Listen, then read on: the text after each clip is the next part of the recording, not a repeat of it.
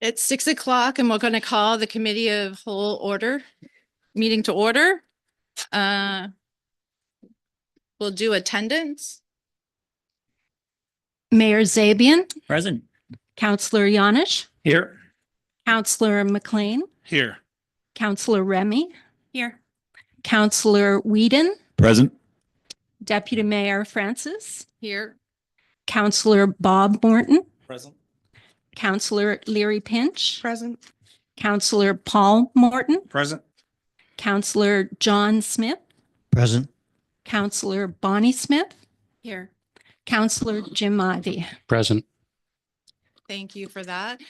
This evening we have a few in attendance, so there's just a few announcements I'll make before we get started. That in case of a fire alarm, we go out this door or that door and back and meet by the muster station. And Councillor Wheaton, since you're looking at me, I'll have you as the last one out and make sure everybody's out. So great. Agenda items, just a couple things. The Hants Shore Karate will not be presenting this evening, so that will be taken off the agenda. And also we have a request. We're going to move 11B, which is the community development, up to 7C.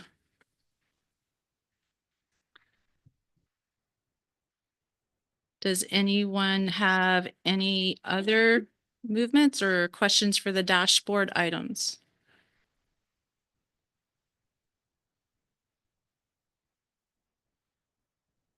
Seeing no lights for anything, I'll look for approval of the agenda. So moved.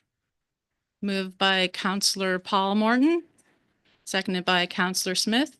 And the other thing is we have no flickers tonight, so we'll be voting by hand. So all those in favor of the agenda? Motion carried. Declaration of conflict of interest. I'm going to be declaring conflict on in-camera 13B land matter. Mayor? I'll declare a conflict on the same item, 13B land matter. Okay, thank you. A few announcements. West Hants Regional Municipality is in Mi'kma'ki, the ancestral and unceded territory of the Mi'kmaq people. This land is governed by the Treaties of Peace and Friendship signed in 1726. West Hants Regional Municipality recognizes we are all treaty people and have responsibility to this land and each other. West Hants Regional Municipality also recognizes African Nova Scotians are a distinct people whose history, legacies, and contributions have enriched that part of Mi'kma'ki, known as Nova Scotia, for over 400 years. And I also have another one. Council and I as chair are committed to ensuring this meeting and its participants conduct themselves in a respectful and professional manner as outlined in the municipality's Municipal Code of Conduct. Meeting presenters, staff, and the public are expected to conduct themselves in an equally respectful manner at all times the meeting is being conducted. I thank you all in advance for your commitment to these important meeting principles. Does anyone else have any announcements that they would like to make? Seeing none, we'll move right along to approval of previous meeting minutes, 2025-01-14, Committee of the Whole minutes. So moved, Chair. Moved by the mayor, Second. seconded by Councillor Paul Morton. All those in favor? Motion carried. So we're going to move right into presentations and we're going to do EPR details transition and Region 6 2025-26 budget update. And we welcome Christine McClare.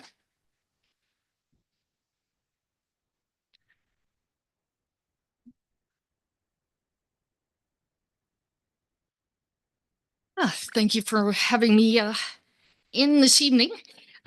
Two presentations, just to make a note, one was added on. So EPR is one presentation and then the Region 6 budget is a separate presentation.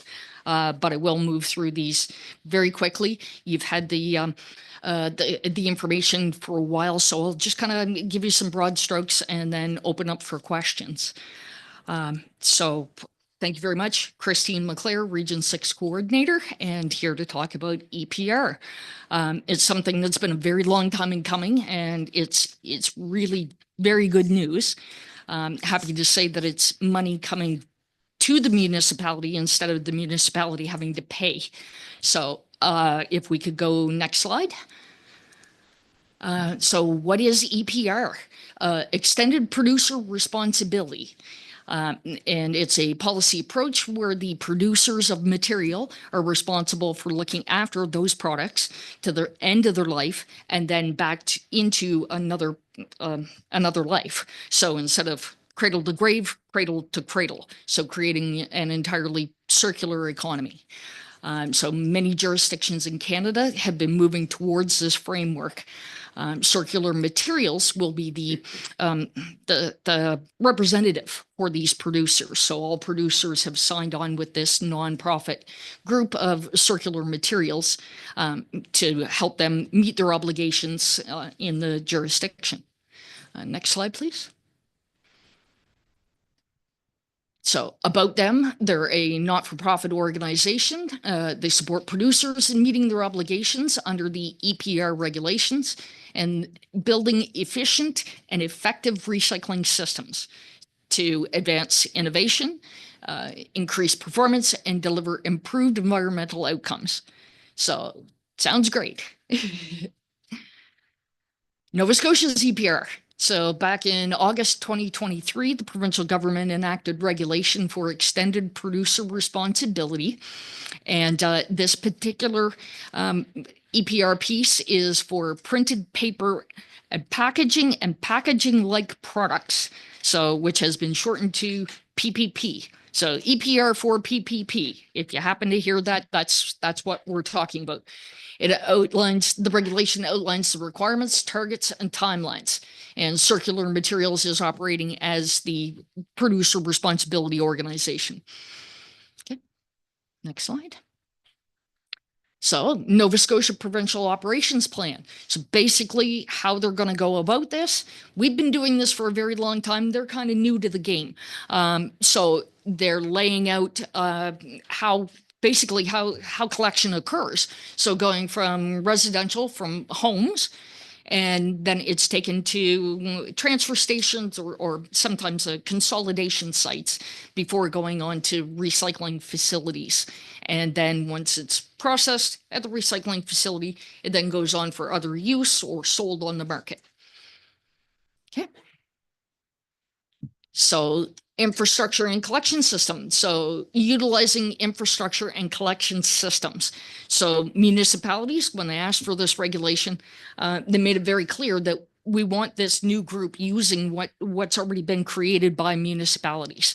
When the provincial government brought in regulations related to mandatory recycling and composting, they didn't create the facilities. They kind of left it up to the municipalities to find their own solutions. So municipalities are saying, look, we built a composting facility and now you're changing the rules. And what are we going to do with a stranded asset? So they wanted it built into the regulation that wherever possible, that existing infrastructure is used and that current staffing levels are maintained, that those people continue to be employed. So that is one of their guiding policies. And it's all about maximizing recycling efficiency, because there's been municipalities trying to fill the gaps and create a cohesive system. There's been some gaps.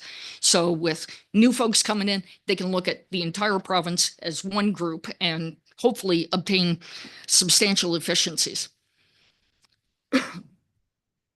So operationalizing the collection system. So service to every eligible source in the province and all designated materials to be accepted. So basically that means every house. This does not include businesses. So we're only talking about households. So households, apartment buildings, it does include schools, campgrounds. So there's a few facilities, schools are included in there, but it does not include business materials. But to every eligible source, they have to do collection and for all the materials that have been listed out. Good. So eligible sources, residential premises, houses, townhouses, other self-contained premises, and campgrounds, seasonal dwellings as well. And what they fall under the category of facilities, apartment buildings, condos, self-contained residential units, public or private schools. And I think campgrounds, campgrounds is mentioned there. So non-eligible sources, visitor accommodations, so things like hotel, motel, and institutional, commercial, and industrial. So businesses. Yeah. So transition operational model. So we're coming to a decision, opt in or opt out. It is entirely within the responsibility of municipalities to look after waste. So these folks are now responsible for recycling, but they realize that they can't just tell municipalities what to do. So municipalities have a choice. Yes, we would like to opt in, or no, we would like to opt out. And what does that mean? Opting out means you say, nope, it's your responsibility. We don't want to collect it. We don't want to process it. We don't want to answer questions about it. It's your responsibility. You take it on. We've been doing it for long enough. That's the opt-out model. The opt-in model would be that you continue as you have been, supporting your residents, doing collection, printing your materials, and they would then be a support for you, and they would pay you for the collection, and you would no longer be paying tipping fees or the processing fees that you have to pay at the recycling facilities. So that's how it stands today, that you're paying for the truck to go around, pick it up, and you're also paying the recycling facility to receive that material. You're paying it all, and it's all on your taxpayers. So opting in, you can say, all right, these are the numbers of households that we have, going through all of the accountability pieces, and they'll pay you to continue collecting in the manner as you have been collecting. Round of applause. So it means that they're not doing this. I've had quite a few questions on, why can't they do it this way? Why can't they do it that way? It'd be nicer or better if they could do it this way. They're playing along because they have to. Not to say that they're completely opposed to it, but they've realized through Ontario, British Columbia, almost every province has got some form of EPR. So they knew it was coming. So as long as they just said, look, don't reinvent the wheel, follow the legislation as has been done in other places, and yeah, we're all on board. So they don't want to do anything more than they have to, but they're certainly willing to meet their commitments. So collection service partners, that is what you would be called if you decided to opt in and you're providing a service to this producer group where you are collecting. So whether you're collecting or whether you contract out, as you do currently, you have a collection contractor who goes out and does the work for you. So essentially you'd be a subcontractor to this circular materials. So there would be a contract in place. Partners may include, but are not limited to, private providers, municipalities, and First Nations. So service provider requirements. Service providers will ensure that they operate a common collection system in accordance with requirements of the regulations and ensure that circular materials can meet their management requirements. So they'll spell it all out. This is what you need to do, sign here, and we'll start paying you. Okay, moving on. Other items. So local bylaws. There may be things in your bylaws that would act or that may need to be altered in order to allow them the flexibility and the requirements under the regulation.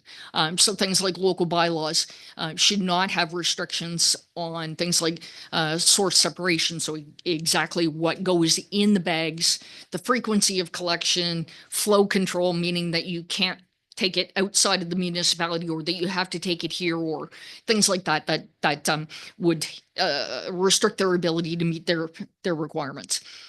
And that there will need to be a 24-hour emergency number, not for public use, but in order for them to conduct business that may occur outside of regular hours. Okay. Material list for the province of Nova Scotia. Basically, it's going to be everything that we're used to currently. So printed paper from magazines and you know, box board cereal boxes and things like that, as well as plastics, tin cans, glass, all of the packaging, anything that's a container or a package would be included. So whether it's glass, metal, plastic, all of these things will be included in the program. So essentially what municipalities have told them is we want it to be seamless for the resident. Come the first day of you guys doing it, we don't want big changes. We just want them to be able to continue putting in the products and for you guys to manage it. So there will be a few new items that are coming. Polystyrene, so styrofoam, will be included in the program. Paper laminate, like frozen juice cans, flexible plastic, chip bags, candy wrappers, stand-up pouches, things that have currently been going in the garbage will be included in the recycling program. Non-hazardous aerosols. So if you have a can of Pam cooking spray, it can go in the program, which is new.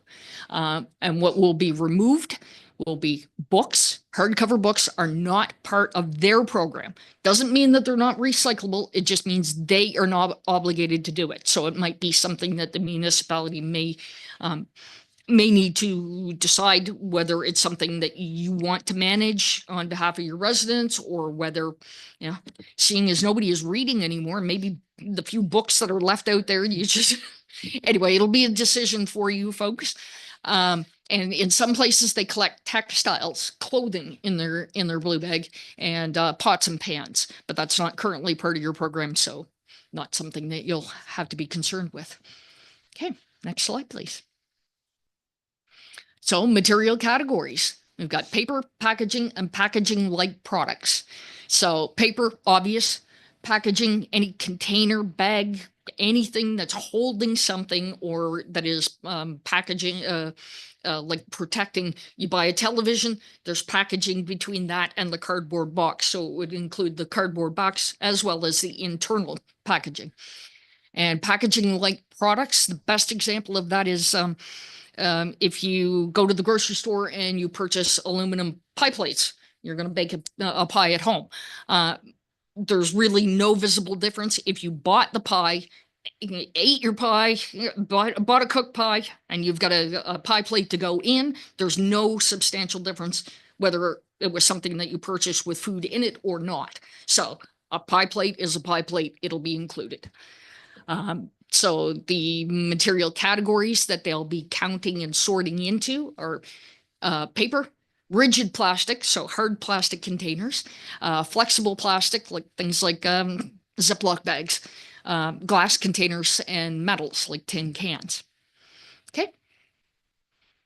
So I don't think we need to go through all of the details of what paper products are, other than I'll highlight again the excluded paper products: books, hardcover periodicals, and paper unsuitable for recycling due to safety or sanitary concerns. And an example of that would be, say, a piece of paper towel that's been used. If it's been used to, I don't know, to wipe up blood, would be something that's not suitable for inclusion in the program. Okay, next slide. Packaging, eligible packaging, basically a primary packaging that holds something directly in it. Convenience packaging facilitates handling or transport. So maybe a larger box that a bunch of smaller boxes or packages are contained in. Transport packaging, things like stretch wrap around a pallet. Some long-term excluded items, long-term storage, reusable tubs, not primarily made from glass, plastic, metal, paper, or any combination thereof. Okay, moving on. Packaging like products, I think the pie plate sums it up. Unless you have any particular questions on this one, we'll just move along. Depot collection service. So this is something that they're discussing that we're fighting tooth and nail to prevent, but we may not be able to totally prevent it. Essentially, depot collection in some other jurisdictions, they're saying, oh, we won't collect it at curbside. You need to take it over to our depot. you take this over there, you take this over there, and that's what we're trying to prevent. We want, if it's being collected at curbside now, we want it to continue to be collected at curbside.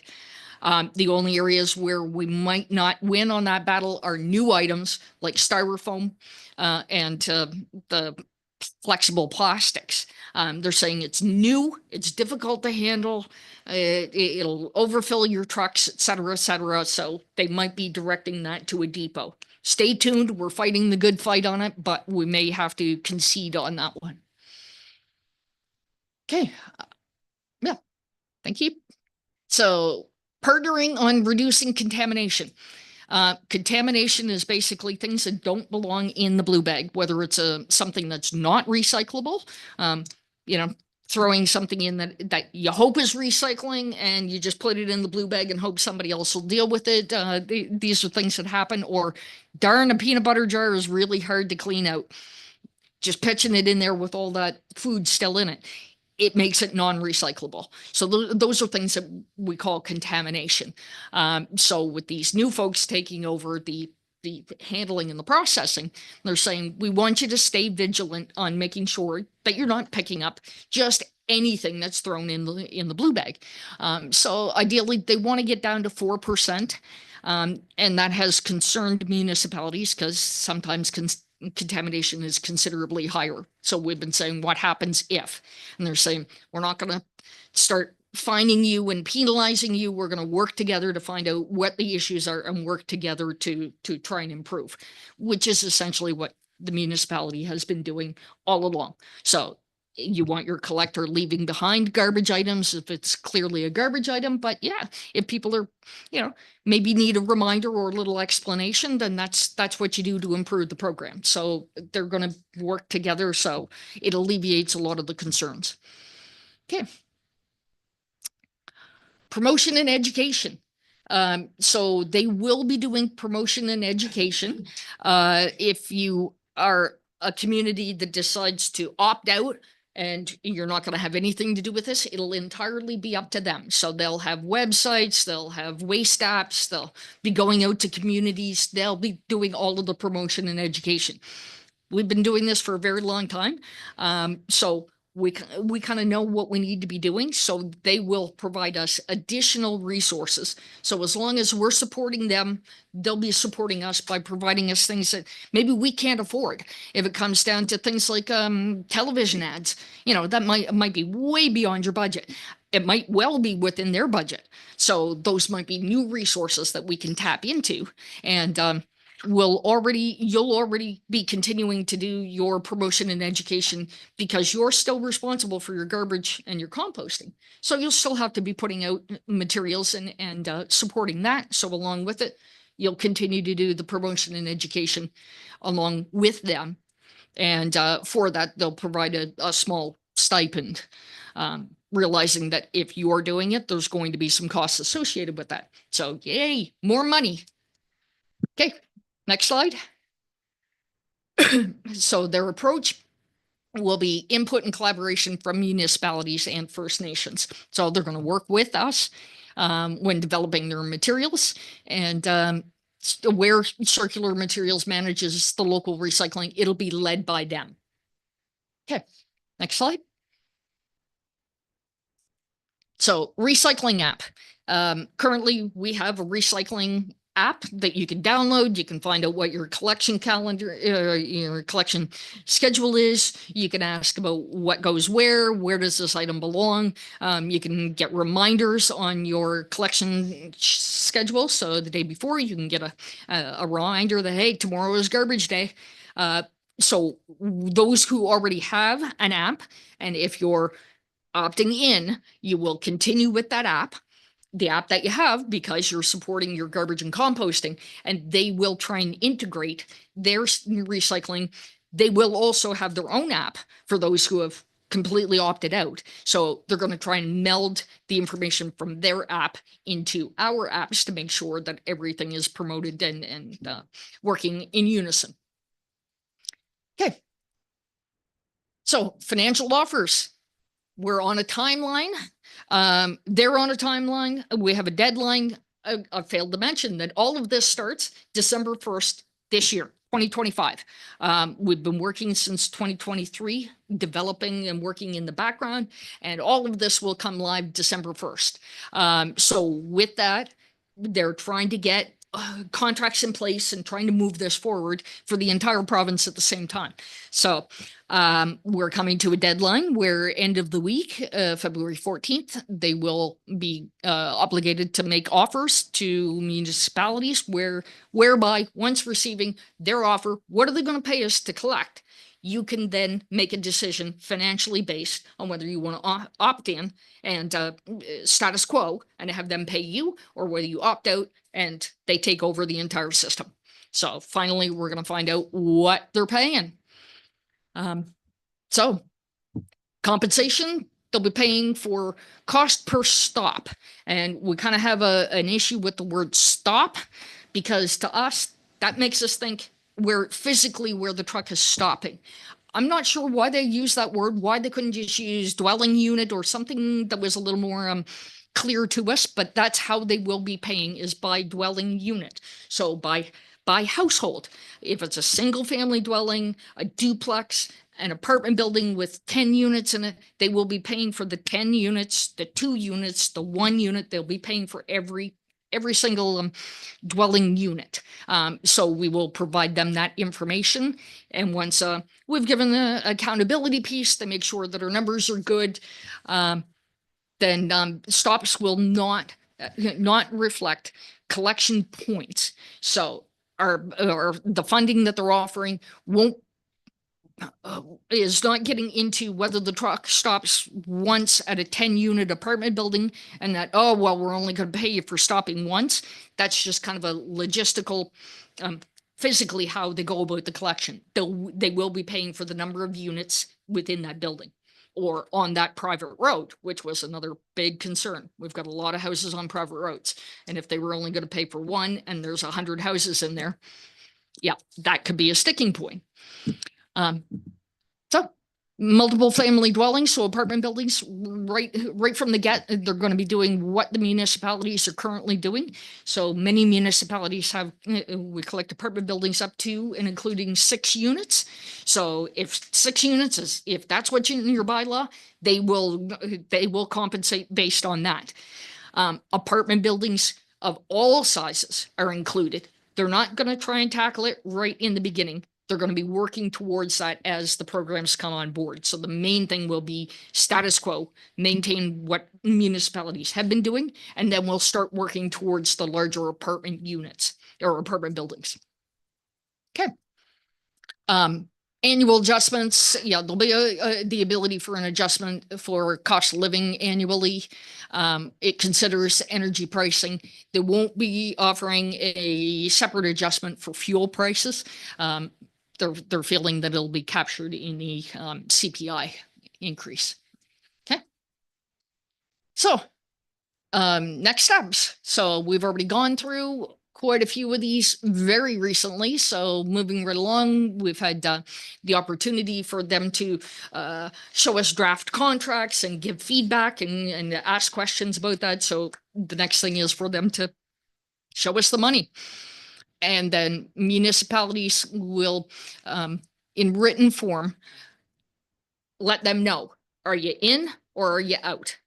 So this will be decision time and February 28th. So they'll give 2 weeks for that discussion to be had within the municipality. And then at a staff level, really is where this is coming from. Are you just, just jot something down? Yeah, we're in. They realize that it's got to go before councils and decisions. And so that will be May 16th. They want the official from, if you require council approval, they would ask for it to be done by May 16th. Okay, moving on. Post-collection. So that really means the recycling facilities.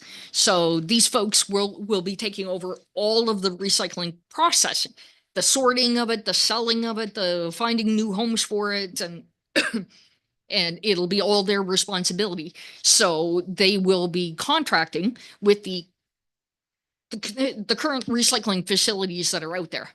So these are separate contracts. If a municipality happens to own a recycling facility, then they would be looking to make a contract with that municipality. So if it's privately owned, so they'll be basically they'll be building a network, and all of them will be under contract to Circular Materials. Consistency, hopefully efficiencies reflective of lower pricing, but basically it's all on them. It's not up to municipalities to be trying to sell cardboard anymore. So it's all on them. So that those collection contracts for those facilities, it's kind of happening separately from. They've given us some indication of timelines today, but the real crux right now is for let's get municipalities sorted. Okay. So processing of designated materials, I think we're on our last slide here. Basically paper sorted and directed to recycling and to markets. Rigid plastic, they'll be looking to redirect that straight back into recycling, into being made into other products. Flexible plastic, that does present some challenges for being reused. So they may send for further processing or use as an alternative fuel. So if it is something that is low value, that's difficult to process, they may send it off for waste to energy recovery. So that being the lowest, the last resort before going to landfill, that we want to try and get something out of it. Metal sorted into steel, aluminum, and directed out to end markets, good solid end markets for metals, and glass, downstream processing to various applications. So I think that's our last slide on this presentation. Great. Thanks, Christine. Thank you. Counselors, do you have any questions for Christine before we move on to the Region 6 budget? I think yeah. Please. Mayor? You, Chair, to Christine. Good presentation. Thank you very much for that. Thank you. You answered my question on the private roads. Thank you for cost per unit as opposed to it's one pickup, but there could be multiple dozens of dwellings. Apartment buildings that we have under a development agreement who are responsible for their own private collection. That's outside of this. They still remain an apartment, but not collected municipally, I guess. I'm gonna say that it still means that the apartment building would be eligible. Not eligible for municipal collection as per development agreement. But with these folks, they will be handling that directly. So it won't be anything that you're involved with. So whether it means that they hire a truck to come along and empty a dumpster, that would be entirely with them. But multifamily dwellings, apartment buildings, are part of their obligation under regulation. Great. Any, Counselor John Smith? Yep, thank you. Great presentation, Christine. My question is around the opt-in, opt-out. So if a community opted in, is there a mechanism where they can opt out later on, or vice versa?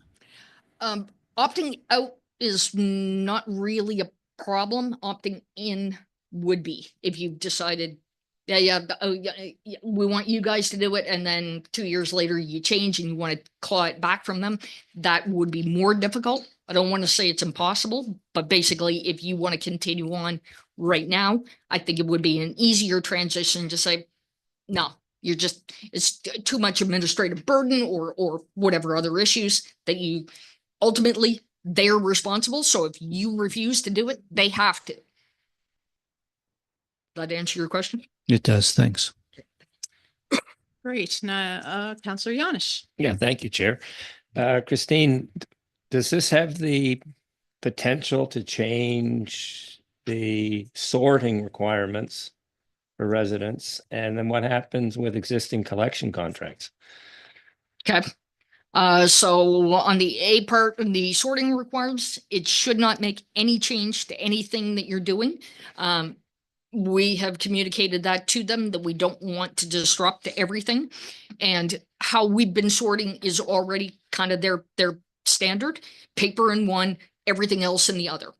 So it shouldn't make a change to, and even for the foreseeable future, it should not make a change to how can't speculate 100%, but it should not mean it. And sorry, your other question?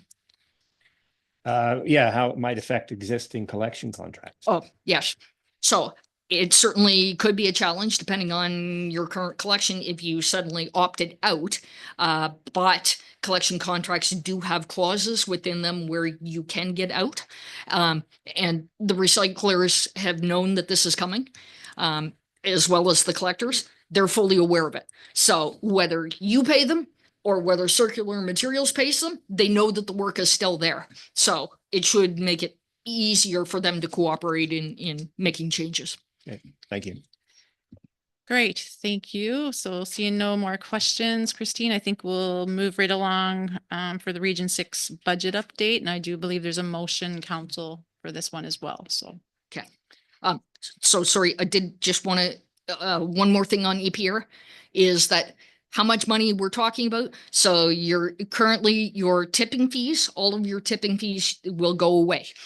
You won't be responsible to pay for those anymore, and you will be compensated at whatever their offer is. Should you choose that, you would be receiving those funds.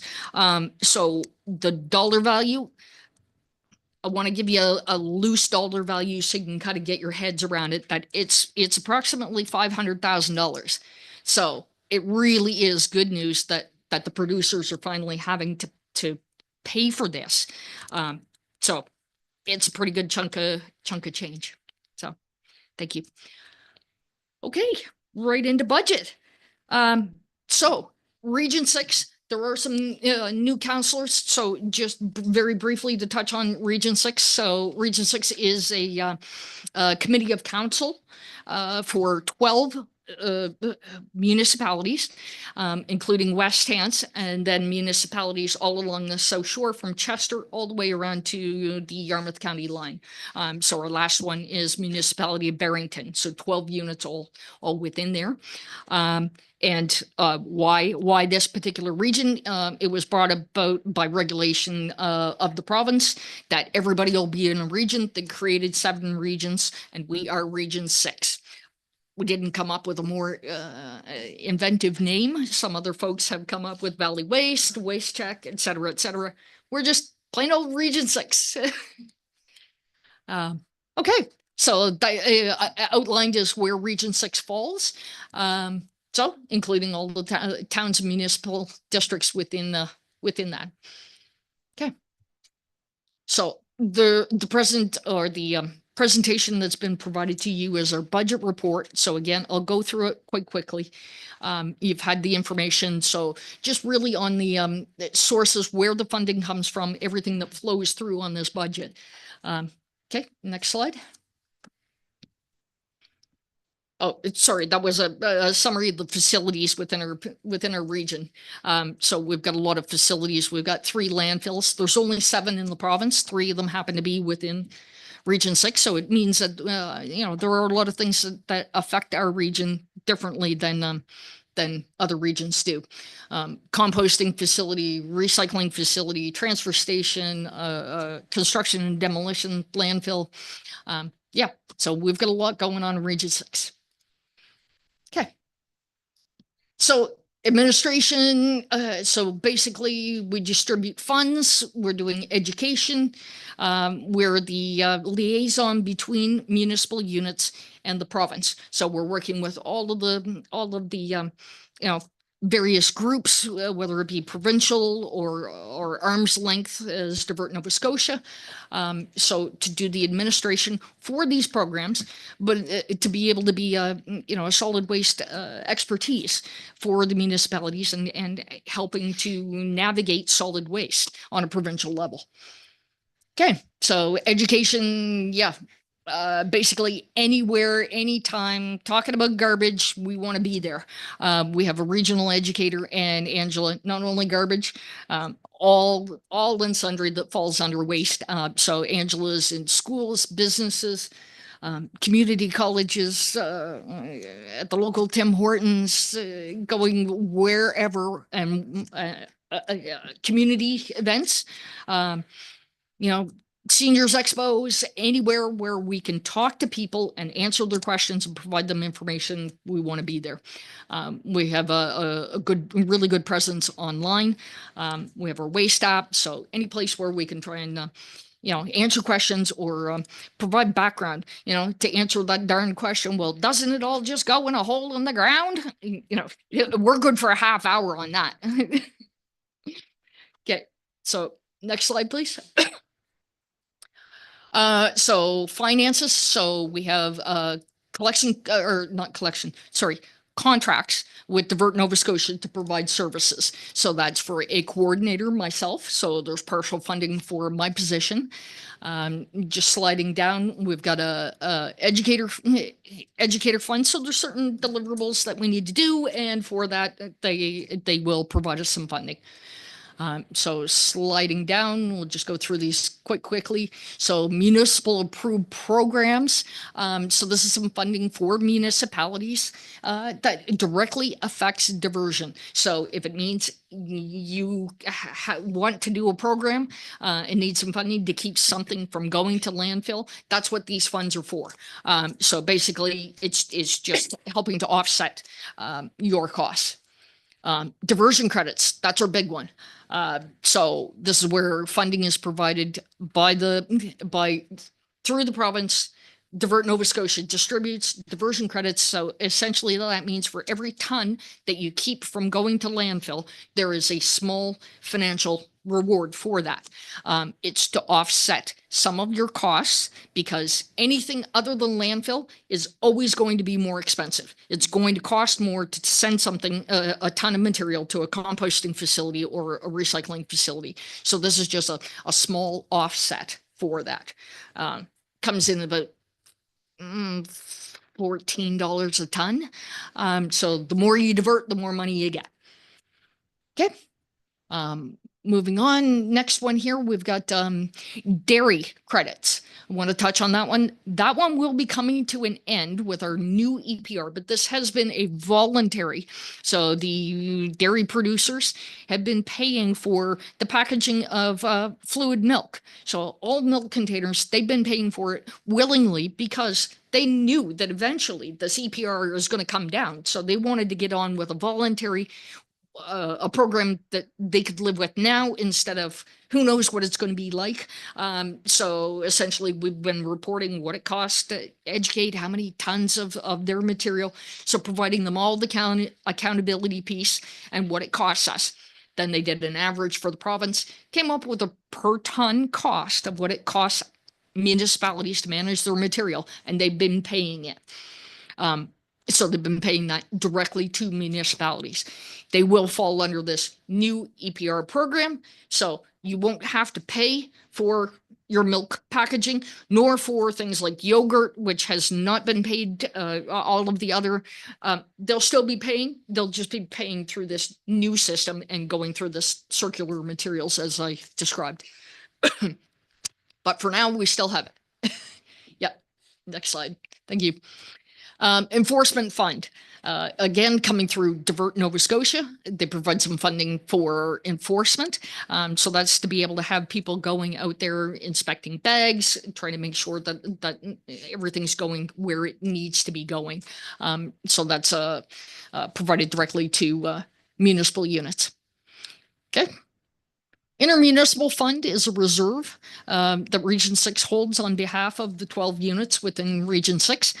So when this regional system was set up, there was a pot of money that was provided to each of the regions to kind of get things up and running. So we didn't use all of that funding, so we've had a reserve fund, and periodically there's been some minor top-ups to it, but it means that Region 6 holds reserve funds should municipalities within the region want to tap into that. It's a matter of making an application to our committee, and it's decided on the merits, but it's our funds, so it's additional funding, but it's just a reserve that sits there. Nothing is added to it very often. And so we've been very reluctant to tap into that, but it certainly is something that's available. Okay, next slide. Okay, so budget. So we've got a total budget we're looking for $846,045 for a total budget. Sounds like a massive number. Most of that is funding that just simply flows through Region 6 directly back out to you, and to our other regional units. So all of the diversion credit funding, if it lands up that the region gets $500,000, it comes in through us and goes straight back out to you. We don't take our operational expenses out of that. We ask you for what it's going to cost to do the administration education. So we've got our expenses side for us, but we don't touch your funding. So enforcement funding, whatever comes in, goes straight through us, right back out to you folks. So some of it's distributed based on population, some of it's on performance. So for things like diversion credits, it's on how much you divert. But all of that funding just simply goes through us. So it means a substantial amount is passing through our hands, payments to units. So we're looking at $572,425. So of that 856,000, 500 of it is going straight through. Yeah. So you've had all of this information, so I don't know how deeply I need to go in it, other than, our operations are they are what they are. 32% is for staff, for wages, expenses, our office space, the waste app that we have. So those are some of our expenses. And then, revenues coming from various sources makes up a substantial amount. But it means that in the end, there is a shortfall between what we get for contracts for administration and for education to pay for Angela and I. We have a shortfall between that. So that's where we go to our municipal units. So the amount that of that shortfall after taking out expenses and surplus from last year, either way, lands up being $129,858, and that's for all 12 units. And then that is simply broken down by population. So for West Hants population, that would mean $27,448 for all of the expenses of Region 6. Great. That's pretty much it. I think Deanna, if you could just slide down, see if there's any other high points to hit. Oh, I did want to hit on this slide, dairy stewardship. If you look between what we received last year, $90,000, and then we're looking at $53,000 this year. That's a substantial reduction in the amount coming in. For dairy stewardship. So it's not that the dairies are suddenly deciding to pay anything differently. It just means that we had some municipal units within Region 6 that did not have a lot of packaging that was actually recycled. It was stockpiled. So any of the municipal units that send their recycling to the Queens recycling facility, Queens had operational issues, so they did not market very much of the material. So it's something that will affect those municipal units, but no one else, because we know that, like your milk packaging, it was actually marketed. We have those numbers, so those will be reported. So you'll receive your funding. Those from the Queens facility will not, and that's where we see a reduction in the funding. They'll pick it up next year when it does get marketed, but that explains the reduction there. Okay. Thank you, Christine. Council, does anyone have any questions on the Region 6 budget? And just, there is a motion there. Mayor. I'll make the motion if there's no questions. Council approves the 2025-2026 operating budget for Region 6 Solid Waste Management for the amount of $846,045, with West Hants Regional Municipality portion as $27,448.05, as presented on February 11, 2025. Made by Mayor Zabian, Second. seconded by Councillor Scott McLean. Any questions on the motion? If not, I will repeat it before I call for the vote. Council approves the 2025-26 operating budget for Region 6 Solid Waste Management for the amount of $846,045, with the WHRM portion as $27,448.05 as presented on February 11th, 2025. Everyone good? All those in favor? Motion passed. Thanks, Christine. Thank you. So we are going to move along and we are going to go now to 7C, Active Living Strategy Recommendation Report, Active Living Coordinator Waters. Come on up, Kevin.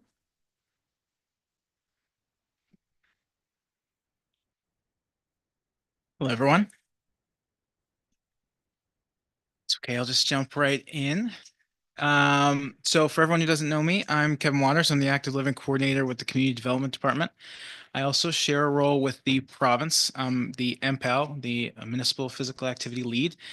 With that role with the province comes the Active Living Strategy as a requirement of that work, which is being provided today as a recommendation. A bit of history for folks to catch everyone up with that program. The municipality signed on with the MPAL program in 2011. Their first Active Living Strategy started in 2013. Update came in 2018, and then this is our third installment of an update that run from 2024 to 2028 with all those items included. The action items within the plan itself, they all exist within our work plans as they relate to active living in an autonomous way. And as far as the financial implications, anything that needs any financial aid comes directly to council with an annual budget review. Otherwise, I'm happy to answer any questions that popped up within the plan itself. Is there any questions for Kevin at this time from council? Seeing none, there is, thank you, Kevin. Appreciate that. Mayor Zabian? If there's no questions, I'll make the recommendation. Okay. Committee of the Whole recommends that council approve and adopt the West Hampton Regional Municipality Active Living Strategy 2024 to 2028. Made by Mayor Zabian, Second. seconded by Councillor Larry Pinch. Is there any discussion on the motion? If not, Committee of the Whole recommends that council approve and adopt the West Hampton Regional Municipality Active Living Strategy 2024-2028. All those in favor? Motion passed. Thank you very much. Thank you. Enjoy your evening. We'll move on to 8A, Cannibal Creek Stormwater Management Report. Alan, I'll ask you to come up and introduce yourself, and I'm not sure. Yep, if you want to sit there, and Carmen's going to move your slides through. You're good. Lovely. Hello, everyone. My name's Alan Ehrenholtz. I am a municipal engineer with CBCL. We're an engineering consulting firm, and I'm our group lead of linear infrastructure. I'm going to do my best here to show respect to the folks at the table, but also those behind me and those online, and try to engage with everyone here through this presentation on Windsor stormwater management and flooding studies. So this is something that we've been working on as a company for quite some time. I'm going to provide a little bit of history, a little bit of background, a little bit of our method of how we got to where we are today, but I'm going to spend as much time as I can on the results, some of the proposed interventions or solutions that we've identified, and projects that we've identified, and show some of the benefits of those projects, and hopefully engage in some conversation there as well. So let's just dive right in here and see where we go. So like I said, we'll provide a little bit of overview of some past storm events, our data collection modeling, how the system operates, areas of concern that we've identified both through lived experience and talking with the community and with council and with the public works group, but also in our modeling and how we've kind of correlated those two things, and then getting into our option development and some of those areas that we're proposing projects or interventions. Next slide, please. So why are we doing this? We've seen an increase in flooding during large storm events, specifically in the Stannis Street and Gray Street areas. A couple of storms of note. In July of 2021, we saw in Windsor, we saw 48.5 millimeters of rain in 1.5 hours.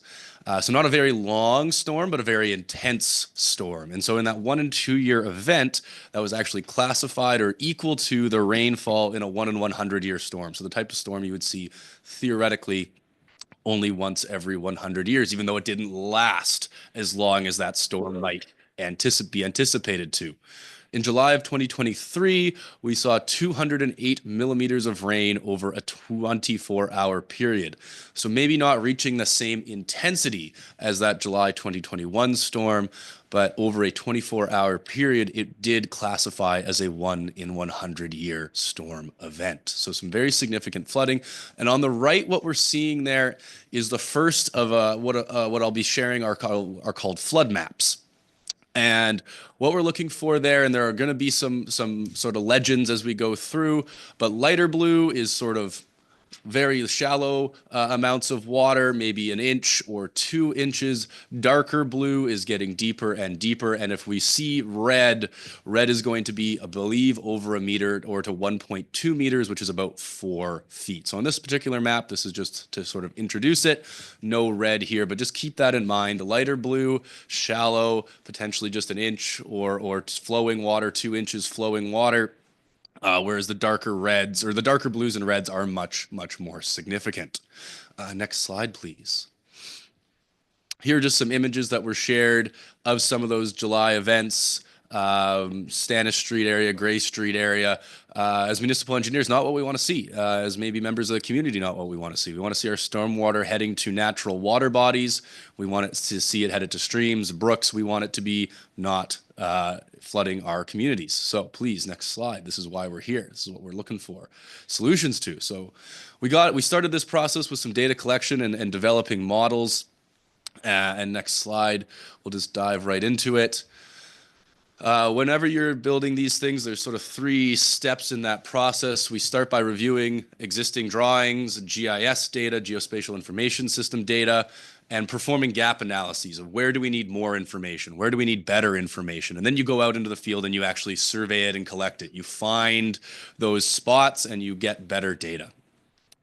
The next thing we do is something called flow monitoring. And we actually conducted flow monitoring programs in both 2022 and 2024. And what that involves is putting a meter or some sort of device into a pipe and monitoring how much water is flowing through that pipe.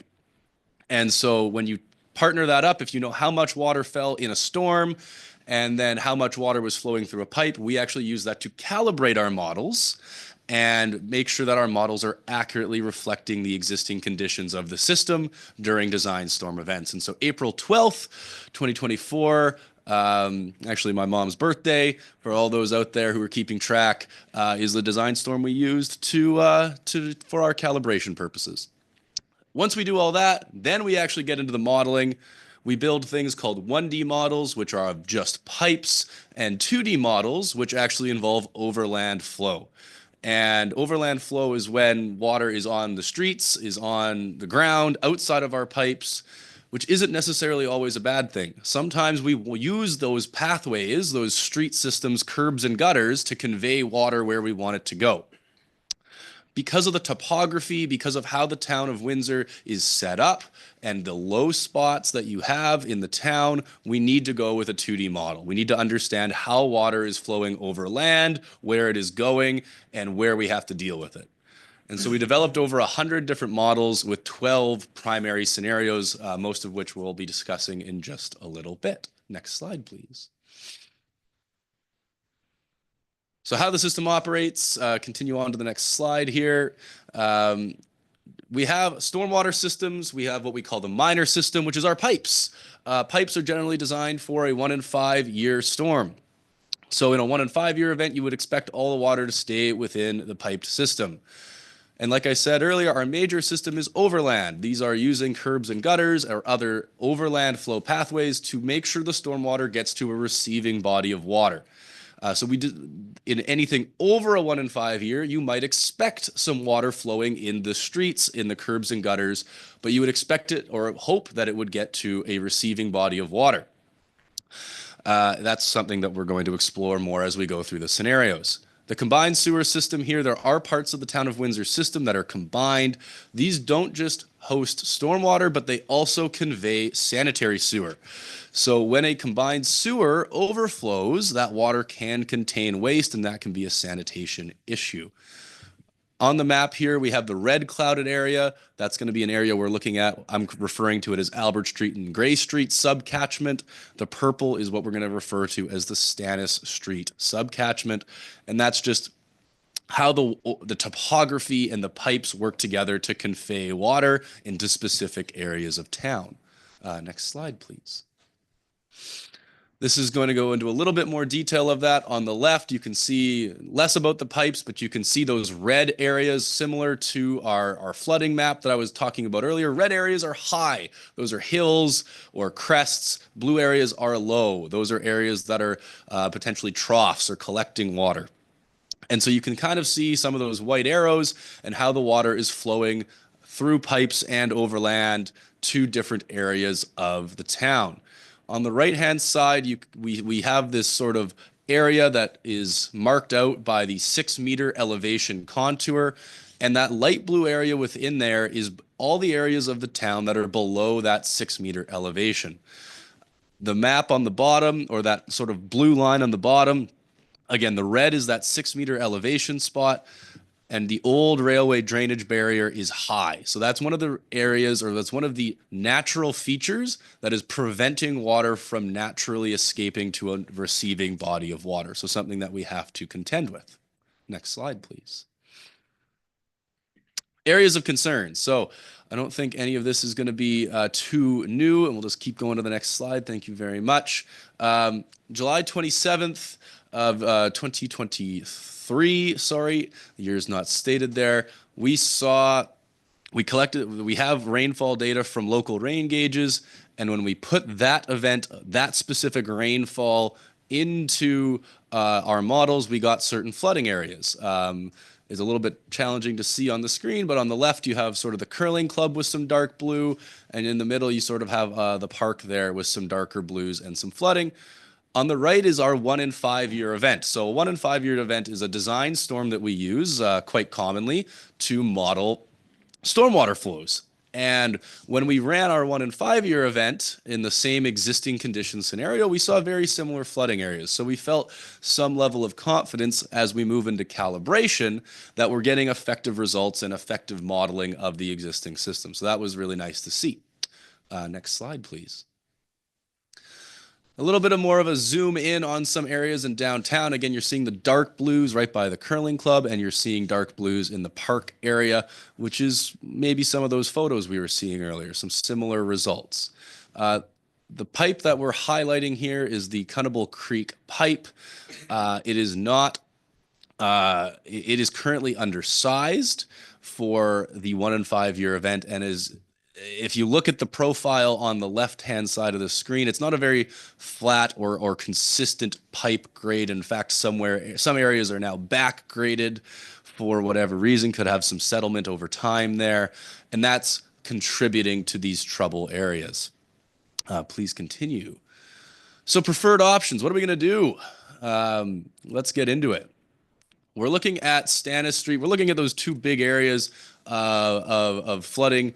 And starting with the Stannis Street area, we're looking at a combined pumping and storage option. So whenever you're dealing with stormwater, you're looking at 3 different strategies. Pumping, which is forcing the water through force mains out. Storage, providing areas for the water to collect in an area you want it to be, so that then it can dissipate or be discharged over time at a rate that is okay and doesn't cause issues downstream. And you're looking at diversion. We'll get into diversion in a second, but for Stannis, we're going to be focusing on pumping and storage. So some of the numbers on the left-hand side of the screen there, we're looking at 10 meters cubed a second. That is a large quantity of water that you're pumping. And so I want to emphasize that there's a lot of water that collects there. The topography and the pipes that are bringing the water into this area in those big design storm events are significant. Storage of 600 cubes, we realized that there's not unlimited space. So we went with a storage area that is contained within the pumping facility or the pumping building that we would have to build to house those pumps to produce that 10 meters cubed a second. So not a massive amount of storage. You're going to require quite a large force main, 1,800 millimeters, about 6 feet in diameter. So quite a large pipe to, again, convey those peak flows over the design storms, those large design storms. And we also will need to look at some new gravity pipes. One of the issues that we have with the Cunnable Creek currently is there isn't capacity for that pipe to convey flows downstream. So we have to be able to get the water to the pumps in order for the pumps to effectively do their job. And the image that we're looking at is sort of the pipes that are included in these upgrades. Local drainage, conveying flows from around the town to the pumping station, and the red line is the force main out to the lake. So next slide, please. Starting with our 1 and 5 year event. On the left-hand side, those are the existing conditions. And these storms are all going to be run with climate change projections. So they're considering how storms are continuing, and we expect to continue to get larger and larger and more frequent. On the left-hand side, we see some flooding around the curling club, in areas around Victoria and in the park. We start to see a little bit of red in that 1 and 5 year event. On the right-hand side, with that pumping station upgrade, with the force main, with the new gravity pipes, in the Stannis Street area, we see quite a significant improvement. We're back to those light blues. Curling Club, if you remember the red cloud and the purple cloud, Curling Club isn't included in that purple cloud area. So with just this solution, Curling Club area would not see significant benefit. You'll also notice that running down Wiley Street, we start to see that blue sort of flooding conveyed down the hill towards the pumping area or the park area.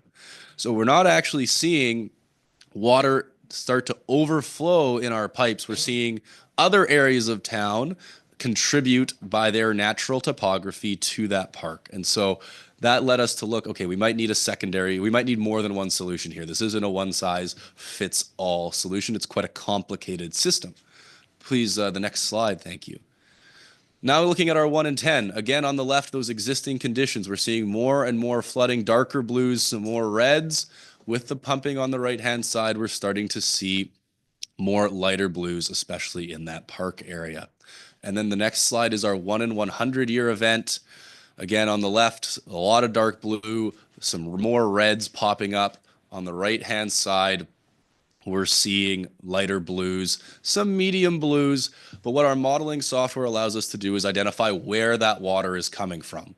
And what we were seeing is a lot of the water was coming down Wiley. So again, something we wanted to look at in more detail, but how do we start to think about that issue? Something that I'll highlight here is that there are areas of town that are naturally low. We talked about some of those areas already. If they are below street elevation, for example, they're not necessarily going to see the same benefits right away. And I think that'll become clear as we continue to look through some of the options, and I'll start to elaborate on it. Next slide, please.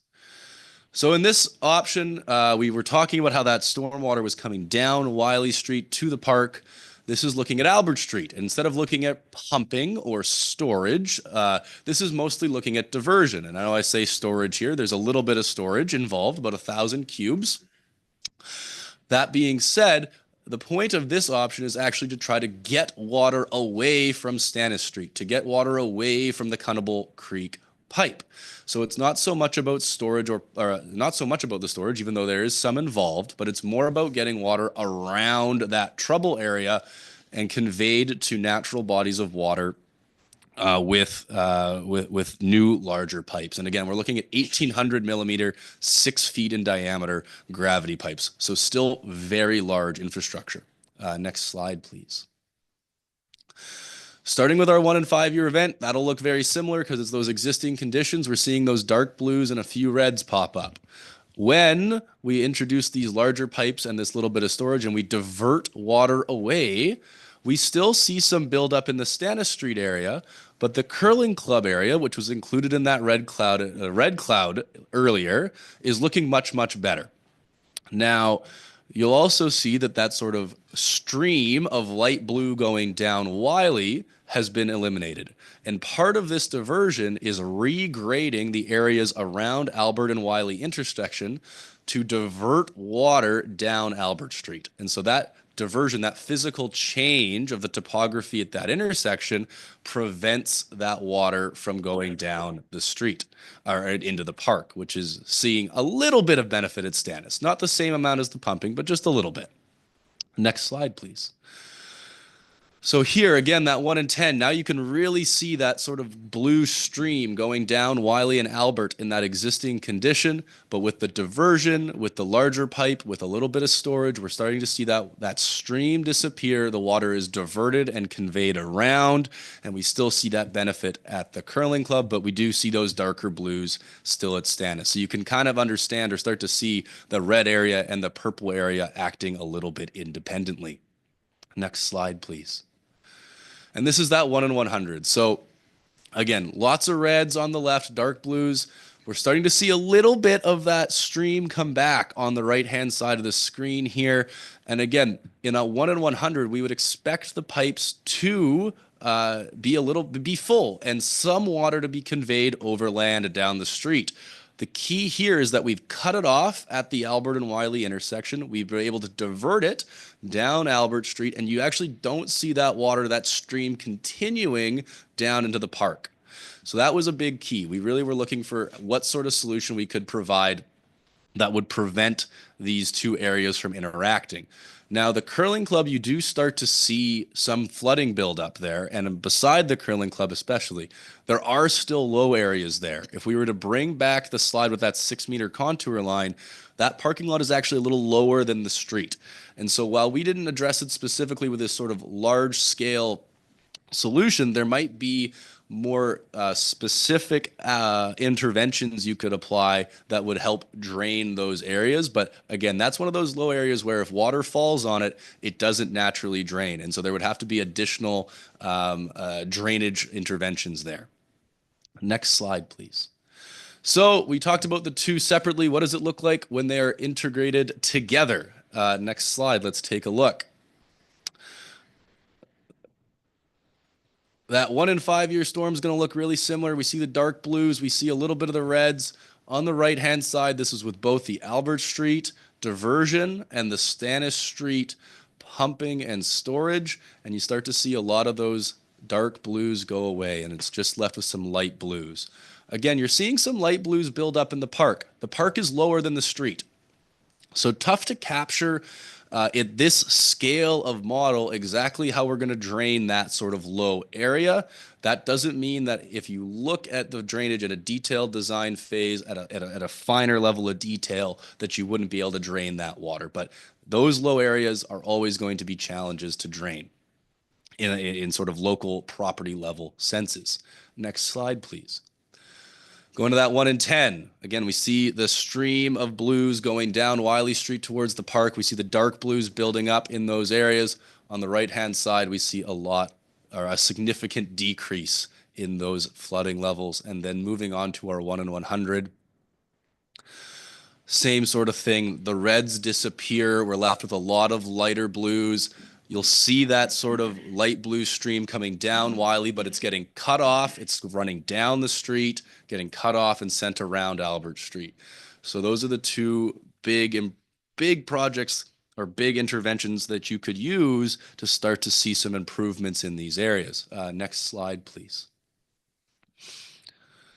So the Cunnable Creek pipe, this is a zoom in on it.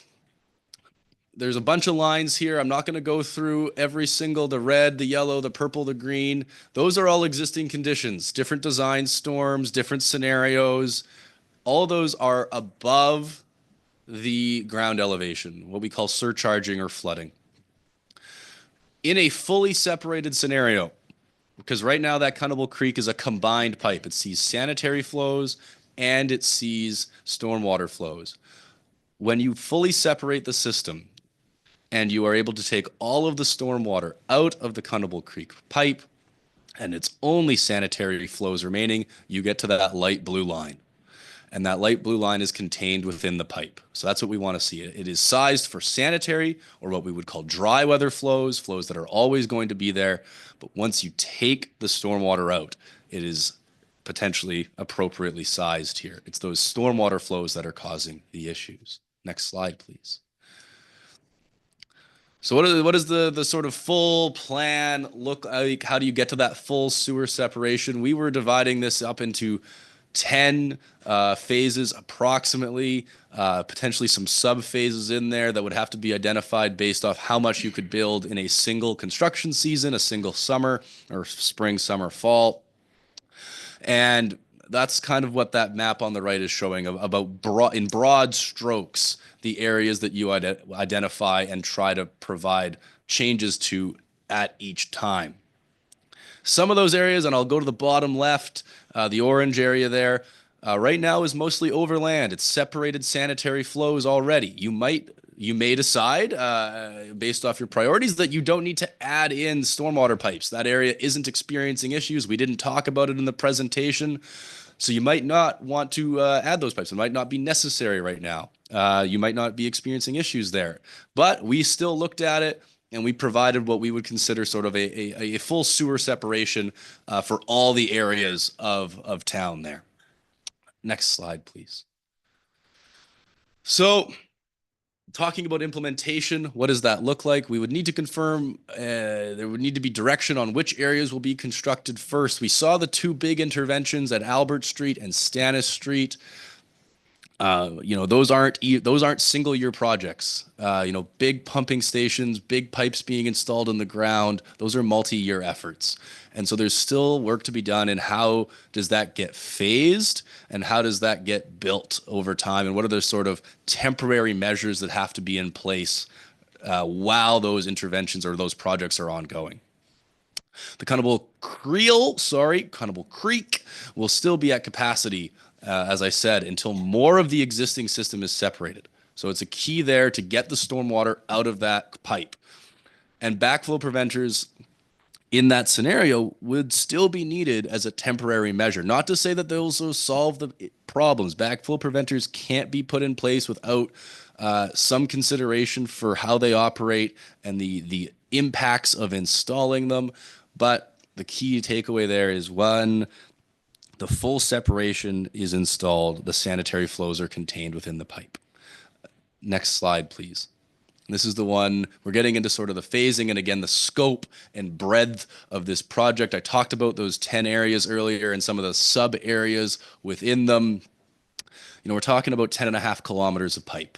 That's just linear length. That doesn't really reflect all the size. We mentioned some quite large box culverts, some quite large circular pipe there, concrete pipe. So there's a lot of length and there's a lot of size to install. And that leads us into costing, which is on the next slide. And that's going to be some big numbers to reflect the scope of these projects. And so stormwater pump station in Area 1, looking at Stannis Street, when you're talking about 500-600 horsepower pumps, pumping that much water, and all the pipes in Stannis Street, the size of those pipes, being able to install them under conditions where we have narrow streets and quite deep pipes, there's significant cost there. Looking at Albert Street to the outfall, and again, Wiley Avenue to Albert Street, those are the top four, the ones we really spent a lot of time modeling and getting into a little more detail on. Looking at 1,800 diameter pipe, you're looking at a stormwater pond, and quite a significant length of pipe in those two areas, and there's cost to those as well. As you go further down, the areas might become less and less significant. I believe we were talking about that orange area is Sunset Avenue to River Road, if memory serves. And so that's a large number, but it's not an area that's causing you concern right now. So it might not become something that you need to pursue, at least right away. Wiley Street upstream, there are some costs there about adding in new pipes potentially, and then O'Brien and King Street is upstream. So again, this is getting to a spot where the entire town is fully separated with appropriately sized pipes. and you're looking at, you know, over $100 million at the bottom of the line items there, $115 million. And what I will say is there's because of the level of design, we're still at a conceptual level. There are contingencies built in. How those contingencies work is as we develop design and we develop detail, those contingencies come down, but that level of detail and complexity goes up. So that's what the contingencies are meant to account for. And the length of time that it takes to build these, you know, it is many, many years. These costs are in $20-25 at this time. Next slide, please. And this is where I conclude with next steps. You know, it's confirming which phases are to be initiated first, looking at how we phase those individual projects. Again, pre-design to confirm any sub-options and routing, and then start getting into detailed design of those initial phases. Thank you very much for your time. I hope this was informative and provided an idea of what is required, the level of complexity, and the scale of the required solutions here. Thank you, Alan. Great presentation. So, counselors, any questions for Alan? Mayor Zabian. Yes, through you, Chair, to Alan. When you go through the scenarios of fixes and pre-fix to post-fix, you're still showing light blue areas. Can you describe what that means? Yeah, for sure. No, great question. Again, there's going to be areas where the system is designed, the pipes are designed for the 1 and 5 year flow. So in those larger storm events, you will see some water coming up potentially through the pipes, but the overland flow system, your curbs and gutters, are then designed and meant to convey flows where we want them to go, whether that is to a stormwater storage pond, whether that's to your pumping station. So there's going to be some flow still potentially in your streets, in your curb and gutters, and that's designed to be so. Those light blue areas are an inch or two of water. You know, those are small flows. They're active. They have velocity to them. They are moving to desired areas.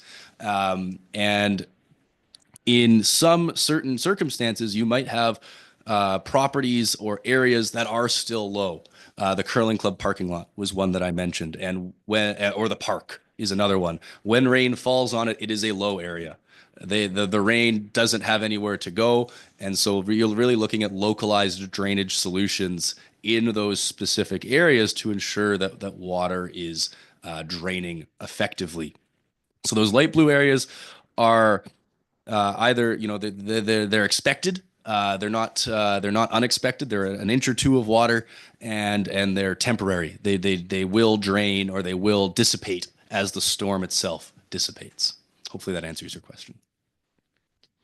Councillor Paul Morton. Thanks, Alan. Good presentation. Lots of feedback on it. I got a question on the Stanton Street thing. So they put sidewalks in 2014 roughly. And it looks like to me, I'm not an engineer by any means, that they slope towards the houses. So it's higher on that side. So if we took the sidewalks out, put in some open ditches to collect some water, would that help at all? You could see some benefit. You know, you specifically your point about sloping towards the houses, right? You know, that's that the water is going to be directed in that direction. Whereas if you could reverse that, maybe take out that sidewalk and send that water to the park, you would see local benefit there for sure. And you know, depending on the sizing of your ditches and where your ditches are going, though, is where you start to see the complexity. If those ditches fill up, if the downstream areas of town where those ditches are meant to go are full at capacity, then you'd run into the same issues. Some of the photos from the beginning of the slide, in those large events, if the park is flooded, even if that sidewalk's gone and the road is sloped the other way, you're not necessarily going to have anywhere for the water to go. So in some events, the smaller storm events, you could see some benefit, some localized benefit. However, you know, it's not a sort of holistic solution, especially in those peak storm events where you're seeing very, very large volumes of water. Hopefully that answers your question. Councillor John Smith. Thank you.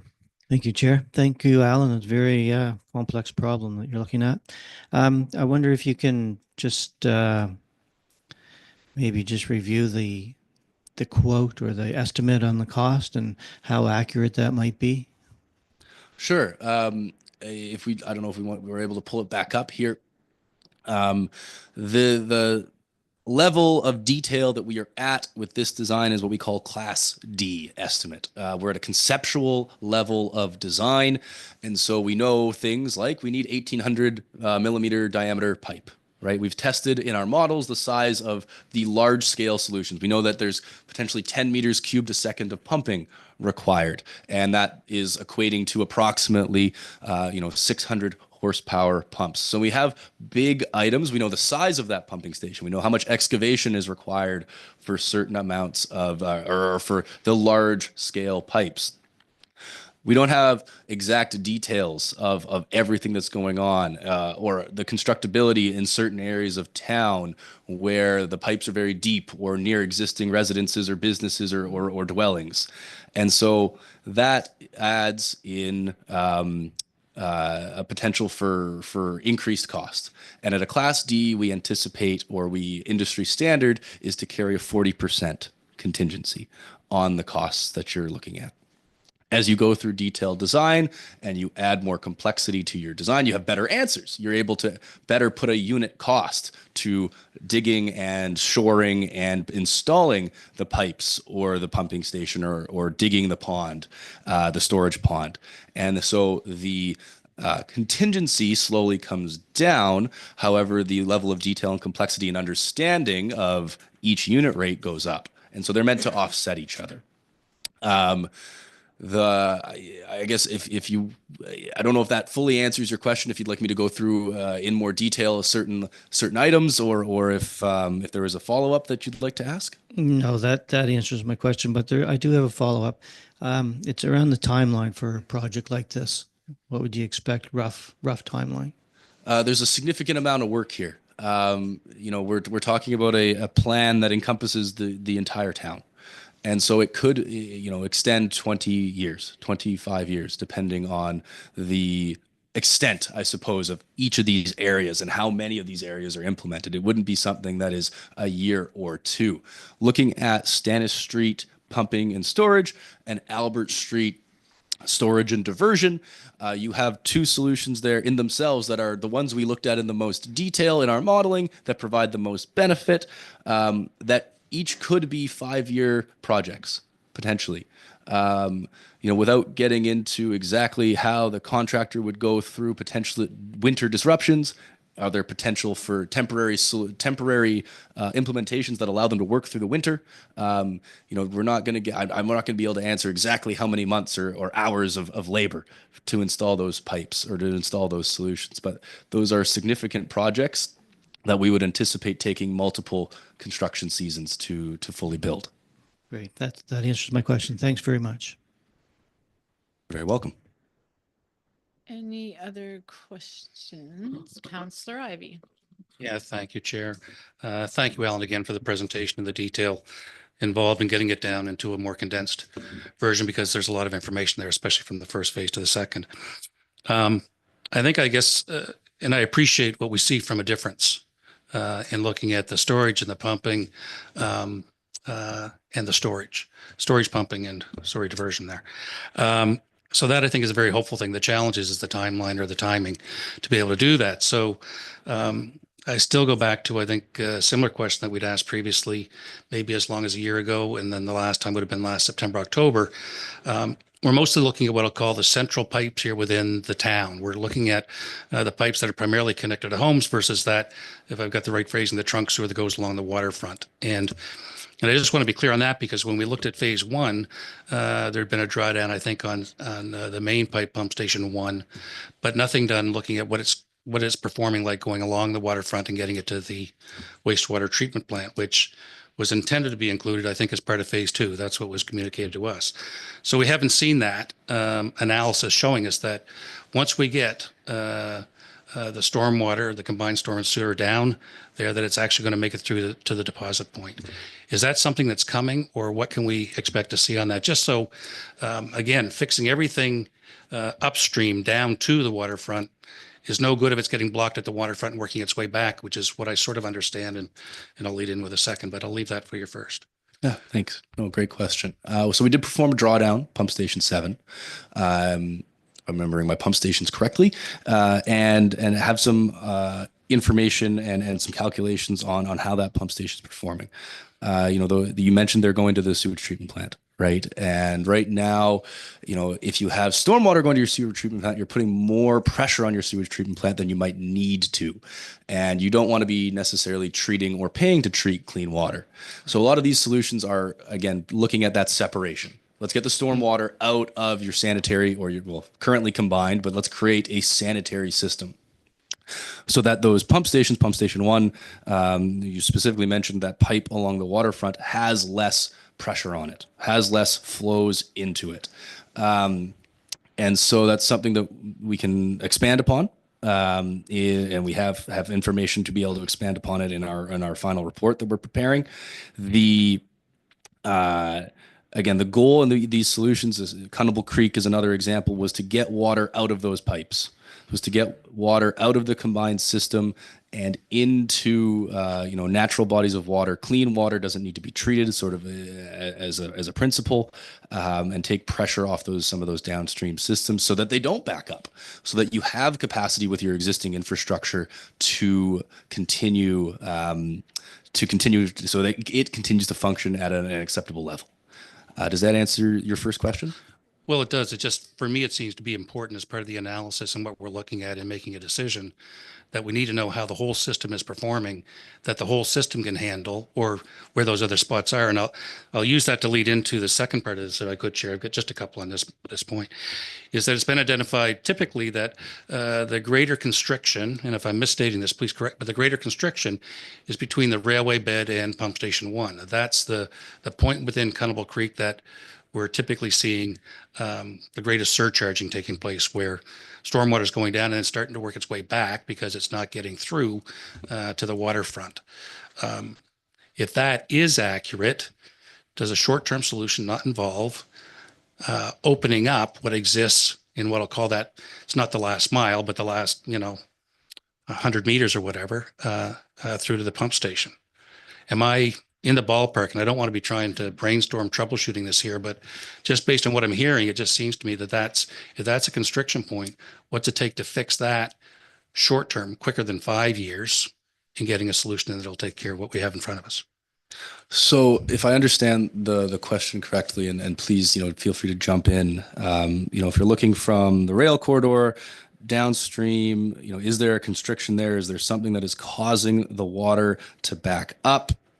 And could you, I guess, increase either the pumping capacity or the pipe capacity to continue to convey water downstream? Right. Okay. Faster, quicker. In other words, whatever the size is to get to that point, does the ability exist to make it, open it up wider So sorry. Well, just going to say badly phrased, but yeah, no. The question's well heard. We did look at options in the development phase where we were looking at twinning Cunnable Creek, increasing the size of Cunnable Creek. We looked at that profile. It's sort of jagged, making it a more streamlined profile to increase the capacity of the pipe. Those are all large projects as well. So even from the railway corridor down, a significant project with the existing infrastructure in the area to convey more water to pump station 1, which is going to have a capacity limit as well without upgrades. My understanding, and I'm not going to know the exact pumping capacity of that station off the top of my head, but when we're looking at 10 meters cubed, we're looking at a pump station that's about the size of this room. Which is not what's there currently. To my knowledge, I'm not going to know this exact size of that pump station off the top of my head. So could there be ways of increasing the capacity of that pipe? Yes. Or increasing the capacity of that pump station? Yes. Are they insignificant projects or quick? I don't believe so. I think there'd be pretty significant. You're looking at hundreds of meters of pipe that you'd have to replace, to upgrade. And or pump stations that you'd have to upgrade, which you might not have a pump station or you might be able to do a pump station that is going to give you some benefit for less than $33.5 million, but you're not necessarily going to get the same level of benefit by just increasing a little bit. The amount of water that you're seeing in those areas requires quite a substantial solution. So I think you know, if you were to look at more detail in those areas, you might find solutions that provide incremental benefit, small benefit, medium. I don't want to quantify them, but some benefit. But they might not be quick wins or small projects either. If that's hopefully that helps answer the question. It does. And the one final question, and then I'll cede to Mike, to anybody else that has any other questions. Again, same question asked last evening is on the flow monitoring. So initially you had done it in 2022.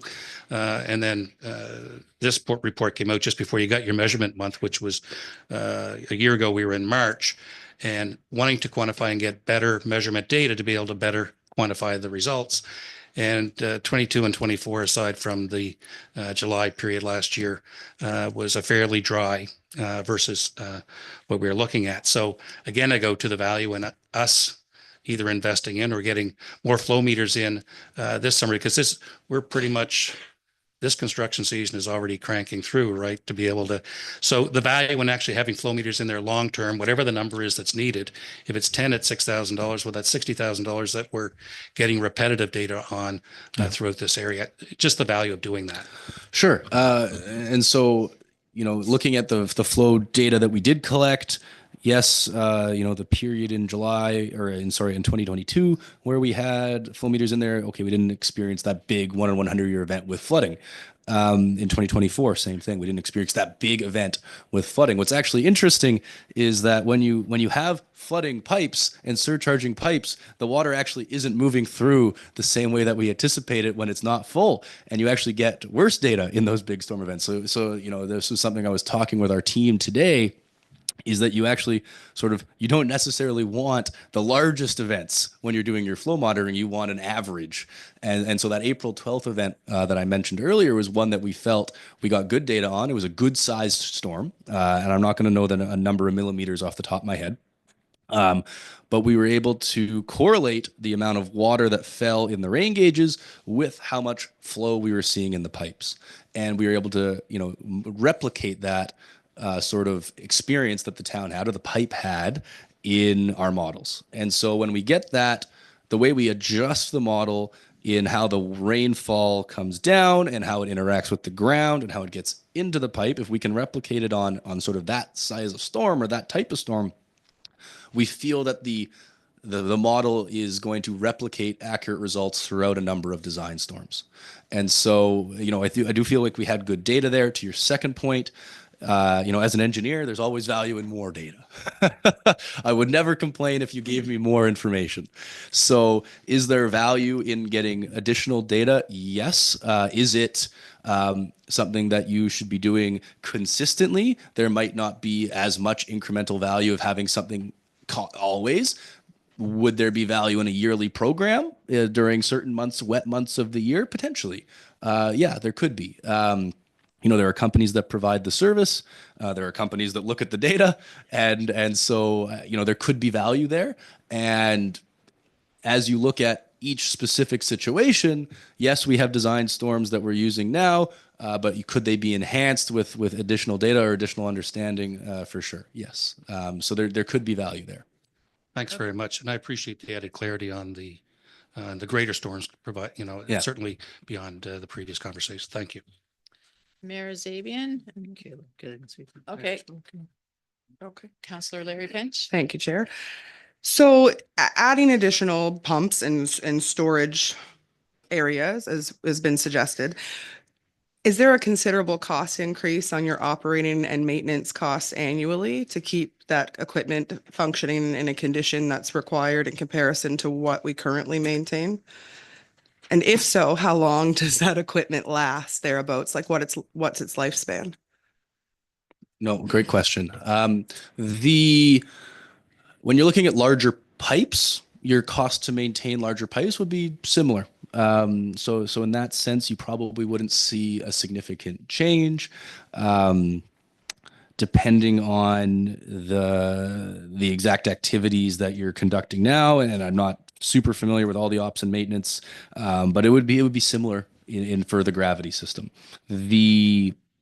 You know, if you're adding in a pond, something like that would be something that you don't necessarily have right now. You need to keep the pond empty, can't have it full up of debris. Otherwise, it loses its capacity and doesn't serve its function. So there would be some additional costs there, but I mean, that's an excavator or something like that, just digging it out every once in a while. So there's some cost there, but I wouldn't call it significant.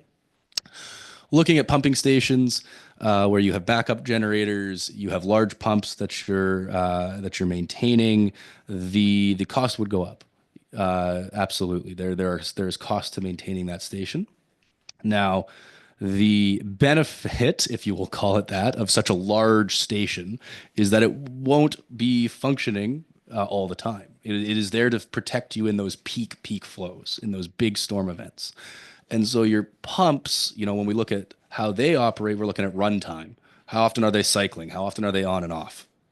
And so you have, you know, some amount, again, some of these questions would be answered in your detailed design about variable drives potentially, and having a spare pump on hand. You know, usually we design these with sort of an extra so that if one is down, it still provides your operational requirement or your peak requirement, so that one can come down, be maintained and replaced. So there would be more cost to maintaining a station of that size. Absolutely. I don't think I could quantify it right now. But you also have pumps. You also have pump stations. So the maintenance activities, other than the fact that they're bigger, wouldn't necessarily be that different. You're welcome. Mayor Zabian?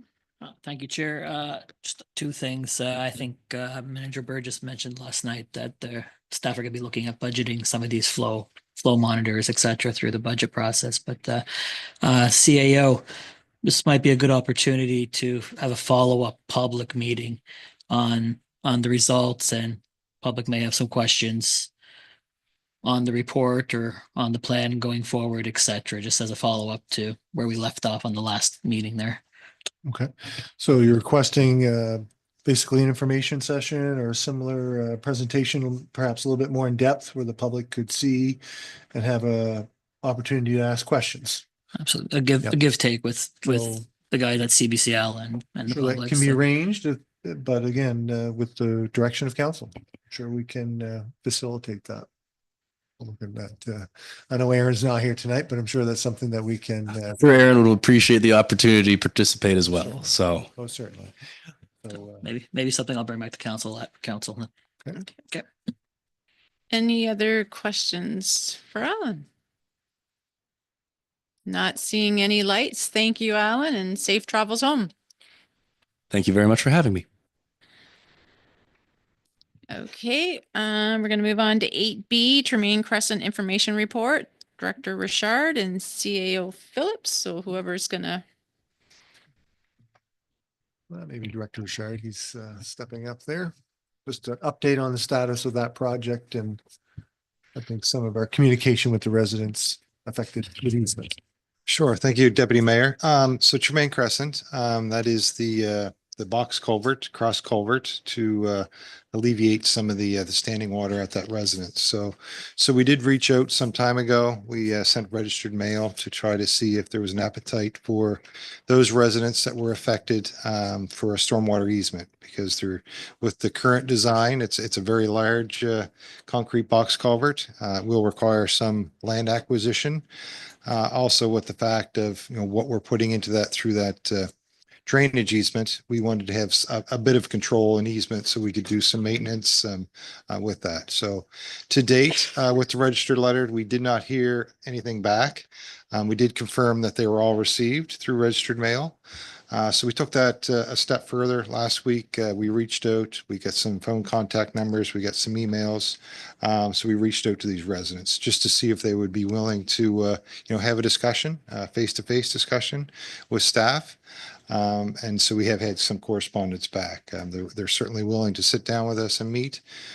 So we're just waiting on one resident that owns some properties in the back, waiting to hear from them, and then we'll organize a meeting. So see where we go from there. So at that point, we would like to put this report back to council for your consideration and just direction to staff of where you'd like to lead, if you want to proceed with because we do have a detailed design. We're ready to go to tender, but it's a very expensive, project. I think the class B estimate, because we do have the detailed design, is over $500,000 for a cross culvert. So just to make you aware of that. So we want to meet with residents, see what they have to say, and hopefully we'll have another update with you shortly. Great. Thank you, Director Richard. Anyone have any questions on that? Counselor Ivy? Yeah, thank you, Chair, and thank you, Director Richard, for getting the report back on the agenda, just so that all of us around the table are familiar with it. And the only thing I guess that I would look to underline or identify is that in that discussion that we had in March of 2024, that there were other questions. The council was uncertain, and that's the reason that that discussion was deferred and put out for to get greater certainty as to whether what was being proposed would work before council was committing to a $500,000 budgetary number as it related to that project. A comment was made that a consultant may be required. And I don't know if that meant that we would need to have CBCL come in the room to talk to us about what was being proposed as well or not. And then, as you referenced, there was a question on the easements as to whether those could be secured or if they had to be secured as part of what was being done, because I think, at least I'll use the term for me personally, the surprise for me is that we were looking at as part of a bigger solution for dealing with upstream stormwater to run more water down through that area than what's already there. And I think, which is the reason for the box culvert, I believe. But so just to be sure that as we go forward, like with the next step on this, as you come back, that we're answering those questions, that we're not then going back to look at them again, if at all possible. I think that's it for me. I don't know if you have any comment on that or not. Thank you, Counselor Ivy. So certainly in the report, I think it's been stated that with this, with this solution, this is a 1 in 100-year design box culvert, because the issue is during these large storms, no different than what Alan was kind of demonstrating with that type of design storm. So we need to size that type of box culvert to alleviate that, that standing water. And with the standing water, we may need to regrade that easement. We may need to do some ditching. So if we're doing all the work to put a $500,000 cross culvert in for 1 in 100-year storm, that is still a low-lying area. So we're still going to get some standing water. So I think it was even stated in the report that even if this is done and nothing's done on the private side for the homeowners, water will still get in their basements. So that's the issue. We're not putting water in there. It's getting in somehow at that, the hydrostatic pressure when those flooding events happen. It's a low-lying area. It backs up to the Tregothic Marsh area, which is very wet. So that's very hard to deal with. It's tidal influence. When the tide's in, that water has nowhere to go. So that's the issue. So I think that needs to be quite clear. And that's part of the discussion that we need to have with these residents, because, putting this box culvert in could potentially, they're still going to get water in their basement. Thanks very much for that, Director Richard. And I agree. I think that is very important to understand that fully, especially as the decision comes to this council as to how so thank you for that. Counselor John Smith. Yep, thank you, Chair. So my question is around the culverts that are downstream from the box culvert. So they haven't been made any larger. So will the box culvert still work well with the old culverts downstream? So great question. So we actually did do a fair bit of work in-house. We upsized the culvert that runs under the rail corridor. We did a fair bit of ditching in that area, and we have noticed some improvements since we did that. It just allows that water to flow. So that was done by our forces in-house. So that was increased, because we did notice there was some water backing up. There's some old culverts under that rail corridor that kind of, I think they had a slow spot in them. So that was done, upsized, and some ditching done. So certainly more work needs to be done in that whole Tregothic Marsh area, but certainly we did see some improvements doing that. Okay, great. Thank you. Anyone else for any questions for Dr. Richard? Seeing none, thank you very much for the report. Moving right along, 8C, Traffic Calming in School Zones Information Report, CAO Phillips. Thank you, Madam Chair. And we have Traffic Authority Troy Burgess here to assist if you have any detailed questions, but you'll see in the report, direction from council in January at the council meeting, just essentially to engage with the province to see what kind of traffic calming measures we might be able to participate in with them in school zones. So Troy had the opportunity to reach out. And did you want to take over from there? Okay, I'll keep going. So basically, the answer is it's not something that they do on a regular basis, not unlike our own traffic calming policy. They like to see evidence for whatever it is that folks are looking for. In this case, I think we discussed the installation of digital signs, which most of us are familiar with through different parts of the province. And their response was that they like to see evidence before they move forward. And then with the evidence, should the municipality still have interest, that is very likely, at least relayed to us by operations, that the municipality would be responsible for the installation and ongoing care of those digital signs. So I think our first step is to ask for the assessments. The assessments at this point, there's not a charge for them, but there is a list, and I'm sure there's an ongoing demand for these assessments. So I'm suggesting here as an information update for you all that maybe we'd start with the Brooklyn area. We have 2 schools there.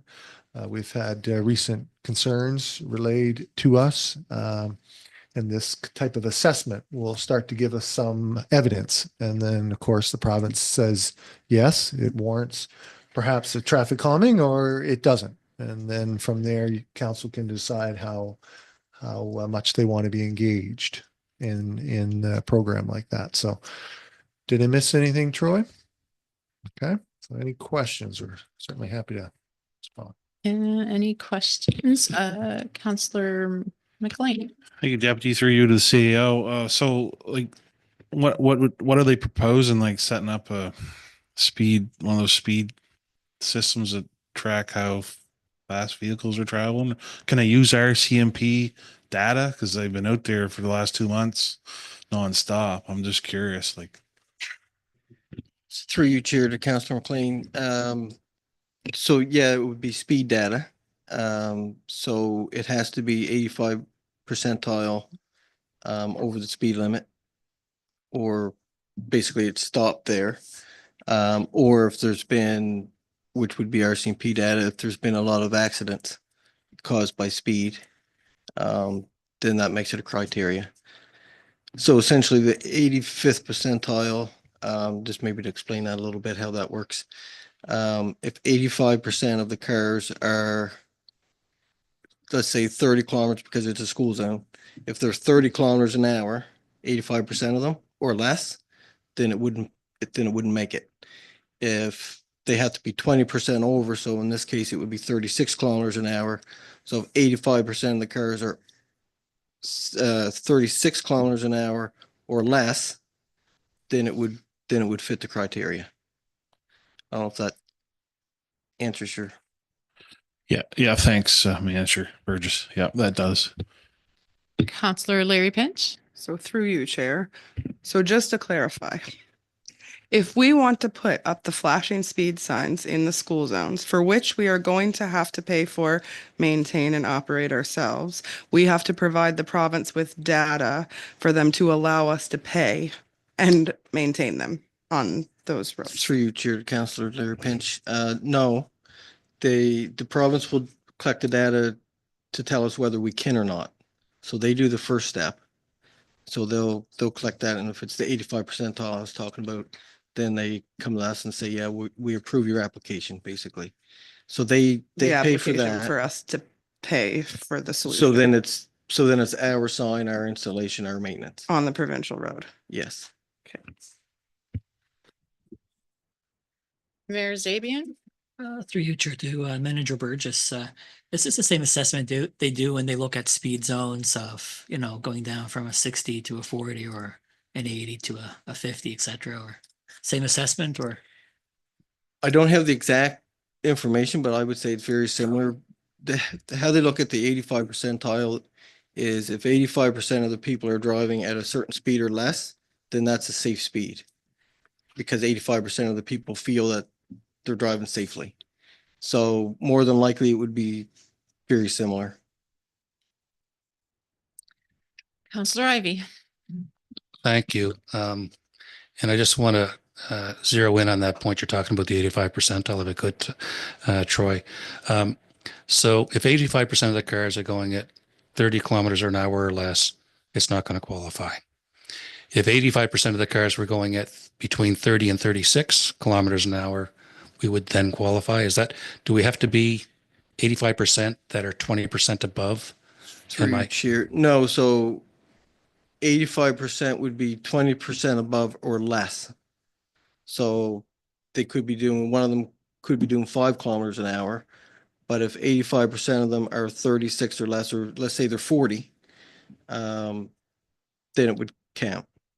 But if it's only, if the 85th percentile is 32 kilometers an hour, so that's 85% of the cars are 32 or less, then it wouldn't.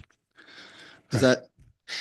I understand generally, and what I'm taking away from it, and you can correct me if I'm wrong, but the threshold for us to get something in place with this is so high against what people are actually driving down the road, what parents are experiencing when their kids are trying to cross at a crosswalk with the cars that are going around the corner, somewhat blind, et cetera, that the threshold is so high that it becomes really difficult for us here, or even, at the staff level, to be able to put something in place that will stem that speeding in any given area. Aside from having RCMP seen on site and the like. I know we've had the report on traffic calming, and it's a great document, but the ability to implement anything out of it is what seems to be the challenge, which it takes me back again to we haven't done speed bumps for and we haven't done rumble strips, and I know it depends on whether it's a municipal road or provincial, but I just somehow think that we're missing by not getting something that's going to be more effective on a more regular basis for the cars speeding through areas. Can you comment on that? So this is really the only thing we can do on a provincial road. So we can't put speed bumps, or and you can't put speed bumps on it. That's Route 14. So that's actually a provincial route. So they would never put it on a provincial route anyway. As far as, because it's a provincial route, more than likely is speeding there. I can't tell you for sure if it will pass the 85 percentile. It's probably quite likely. But again, the data will tell that. And sometimes speeding is perception too, right? So, they're doing 80 kilometers an hour. Well, maybe you just think they're doing 80, maybe they're doing 60, and it seems like it because there's kids around, or so that's the good thing with the data, is it tells you the real numbers. It's not subjective. It's real. Yeah, thank you. And I veered off the specifics of this matter. When I was talking rumble and speed bumps, I'm more onto our municipal roads, but realize that provincially, that's where we've got the problem, that those means are not going to be implemented there on the rural routes, the secondary highways. But thanks for that. I just, in a broader context, I think we know speeding is throughout the region or throughout the area. And so on our roads that we may, if we had the ability to think about other alternative means versus trying to get that percentile, might be something that we start to consider. Thank you. Counselor Larry Pinch.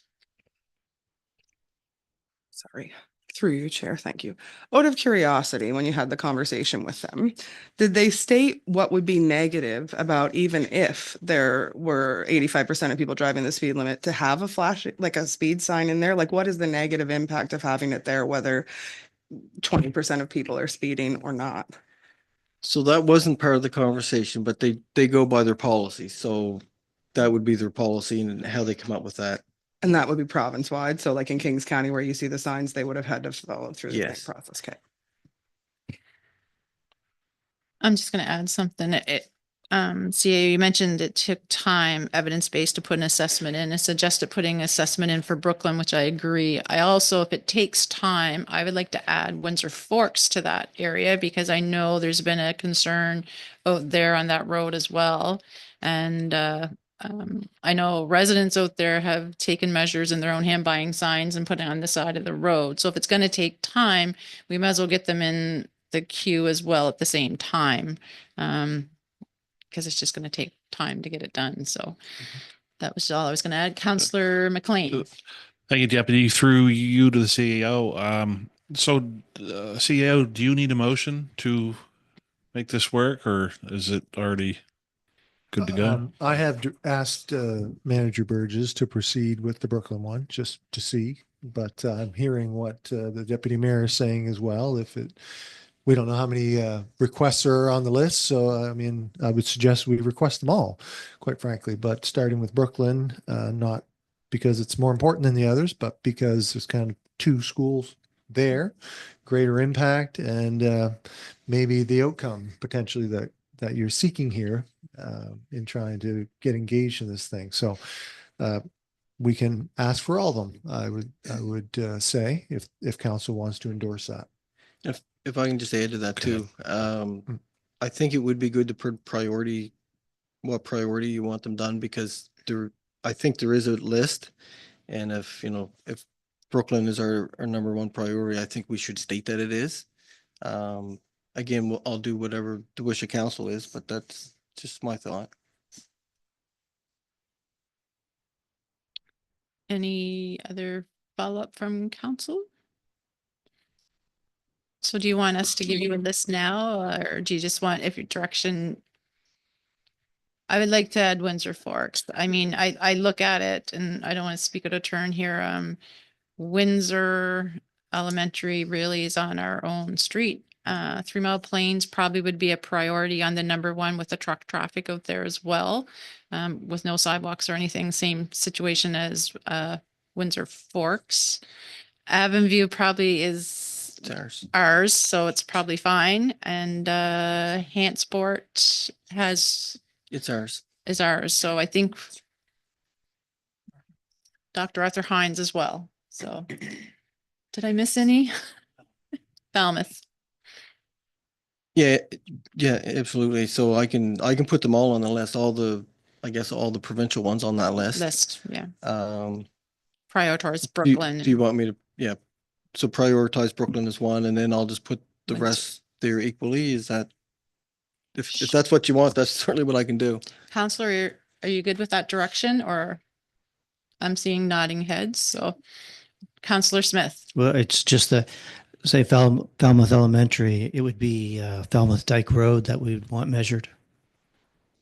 That's the feeder road that goes onto School Street. Yeah, and maybe I could talk to the province too on that one and just see what they suggest or what their normal.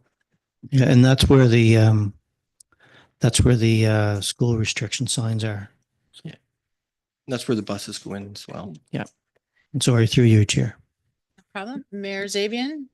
I think we've assessed Dyke Road in the past a couple of times, but you can have those conversations, Manager Burgess, and We'll leave it in your Update, capable yeah. hands. Everyone good with this? Seeing, okay, perfect. It is 8:05, council, so we normally take a break. We do have one more in unfinished business, so at your direction, do you want to take a break or get through 8D and then take a break after that? 8D. 8D, okay, 8D, Wind Farms Information Report, CAO Phillips. Thank you, Madam Chair. Again, you have the benefit of the report, so I'll just hit the highs. We have a request from council back in November as part of a application for the Bear Lake Wind Farm, where council was asking for an cumulative visual effects study so that they could use that as an evaluation piece for that application. We move forward to January of 2025. And we're then aware that the province has accepted our amendments with their revisions, removing the cumulative visual effects from council's ability to evaluate applications on that criteria. So we, of course, have Bear Lake that would have applied under what we would call the old language. And now we have the new language. So Bear Lake has since decided, since we would have met, to withdraw their original application and resubmit under the new criteria. So I suppose by default, it kind of, for them, removes that cumulative visual effects component from council's evaluation criteria for that application as it comes forward. And of course, it will come forward as other applications do. In this case, directly to PAC, as the project has not changed and the requirement for a PIM will be foregone. We'll go past that. We go to council's direction in January, where council says for the CAO and staff to review potential options for the amendments of the municipal planning strategy, such as height, volume, as a means to serve and limit the total volume of wind turbines for the municipality over time. So looking forward. So looking backwards, staff did do the research on approaching firms that would do the cumulative visual impact study. And we reached out to a number of them, and we had one firm respond with a price, which is included in your report, should council want to proceed. So with all these changes, not only in our language, but with a reapplication, I'm back before you, and I know Acting Director Fougier is here as well. She can support if there's any other technical questions, to see what council would like for us to do with the visual intrusive study that was requested under and associated with the Bear Lake application. So you may see other benefits, or you may not see the need for that. We are looking for direction from council on how you'd like to proceed. Proceed. Thank you, CAO. Is there any questions for CAO Phillips? Councillor Larry Pinch. Thank you. So through you, Chair. Could, and I don't know the answer to this, so CAO, it might be for Planner Fougier, Manager Fougier, but could we not use the results from a visual effects study towards us inquiring about the height of turbines and being able to limit the height of them? Could we not use the data from a visual effects study that to potentially support a change in height restriction? I might ask Acting Director Fougier to comment on that. Through you, Chair, to Councillor Larry Pinch, sorry.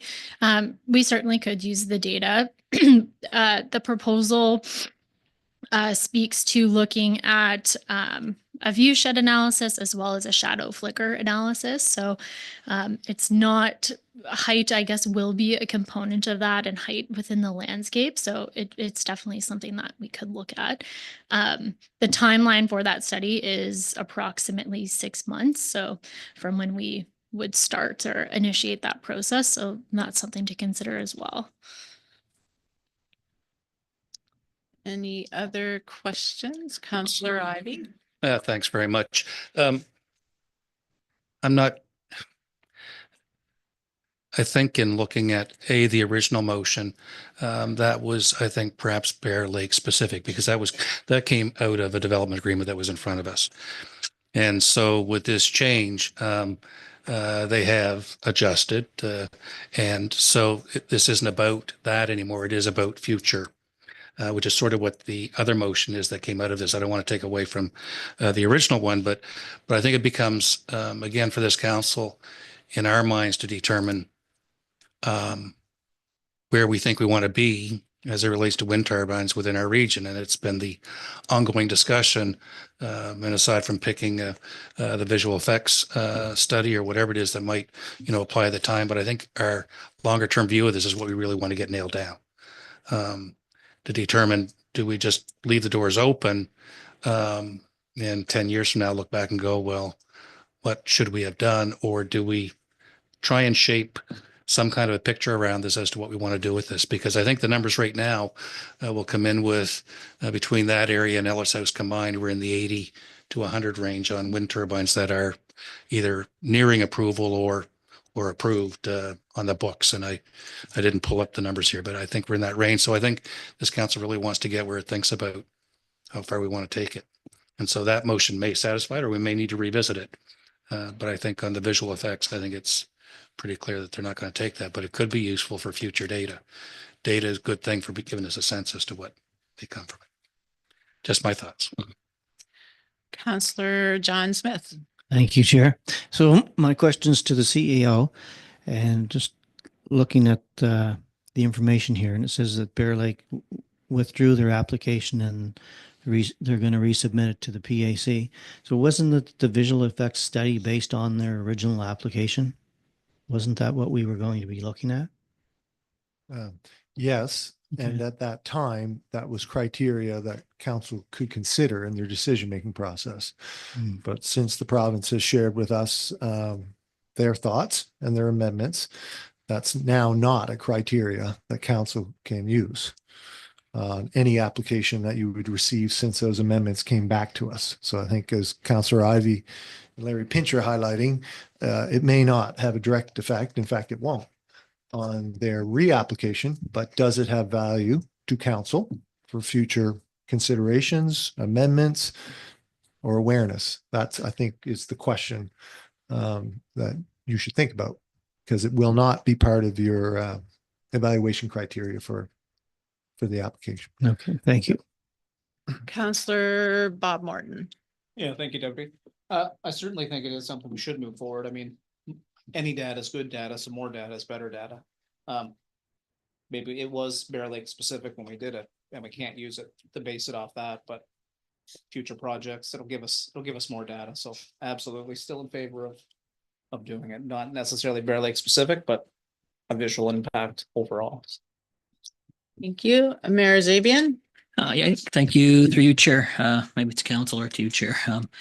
It might be prudent for council to have maybe a discussion with Minister Lohr on his vision going forward, and to gain a better understanding of, as we're going through our plan process and plan review, of what the province may be thinking. So council's not giving false hope to residents on, we're going to do this study and assess future projects based on this study. I think the recent letter from Minister Lohr, be careful what you ask for sometimes. An amendment by a swipe of a pen sometimes can work against what the original intention of council was. So it might be prudent to have that conversation before it gives further direction on this at this point. $60,000 is not a small amount of money. And we keep on talking about budgets and more efficiency of budgets and better value for dollar going forward. But just a suggestion out there. Thank you, Mayor. Any other comments, councilors? Counselor McLean, you look like you're going for your best. Yeah, through you, Chair, I guess the CEO, do we need a motion to proceed with the visual effects study, or is that already in here? I don't So the staff have been given direction. So it was for a purpose. So unless someone wants to oppose that, we can proceed. I would say, however, due to procurement, we will need to bring that to council because of the value of the study. It exceeds my authorization. So if we don't hear any opposition, I guess staff will assume, and we would bring the proposal back to council from a procurement perspective. So you can approve where it's the value of it and where it's funded from. All right, thanks. Okay, I'm just writing down. I have lights on, and Counselor Larry Pinch. So I was just going to say in follow-up to the comment that Mayor Zabian made as far as looking at the budget and not giving false hope. We do a lot of studies. We just had a presentation on a study to change our system here, our water sewer system, and we're not for sure that we're going to move ahead with exactly what was presented to us, but we needed that information to make an informed decision.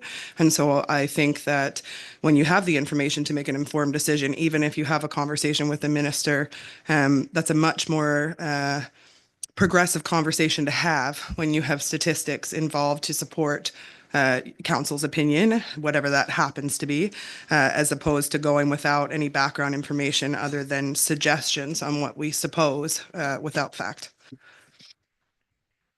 I had you down next, Mayor Zabian. Yeah, I was just gonna mention the actual motion. It references cumulative visual effects study for the project, which I am assuming was the Bear Lake project. So it's not cumulative effects study for windmills in West Hants. It's for that area, as I interpret the motion. Counselor Ivy. Thank you, Chair. I agree that data is a good thing, and especially as it relates to this. And while this may have been triggered by the Bear Lake initiative, I think there's a broader question to it on the visual effects and impacts of the structures of the windmills on the landscape. In fact, it could even be broadened out to this is. I'm not sure what we asked the possible bidders as to what we were looking to have them give us. It was purely somebody really good with Photoshop to paint more windmills into the scenery, or I don't know what we were looking at to get out of that. But there could be psychological impacts. There could be all kinds of different impacts to have the place where you're living changed by way of the landscape in that fashion. So I'm not sure that report was going to do that. Just to say, in response to that, I guess the suggestion from Councillor Leary Pinch, but also, I think also with the mayor, it's a good thing to be able to have that conversation. The data can be useful in the future going forward is what I'm saying, but to your, and through you, Chair, through to the CAO, is that the quote that we have here was based on planning reaching out to different companies, which isn't our normal process. Normally we go to an RFP, I believe.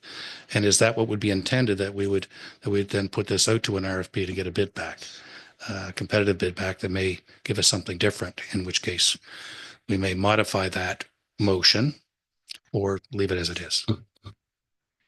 I might rely on Acting Director Fugere, but I think we exercised our standing offer clauses and our ability to reach out to those established firms that we already, so I think there was perhaps as many as 5 that we reached out to, and this would be the one that responded. So, yeah. Counselor Yanish. Yeah, thank you, Chair. I'm just thinking about visual impact, and I think there's a need for some consistency here, because when we think about the Cogmagan landfill, we have an entire mountain that's being created there, and we haven't asked really for a visual impact study there. So I just want to, present it that we should be consistent in what we're asking for, and we need to look at the region as a whole. And so I'm not convinced that this is going to provide us with a whole lot of valuable information at this time until, I think it warrants further discussion. Thank you. Counselor Bob Morton, you had your light on. Are you good? I just had your name written down. I don't want to miss anybody. So seeing no lights, council?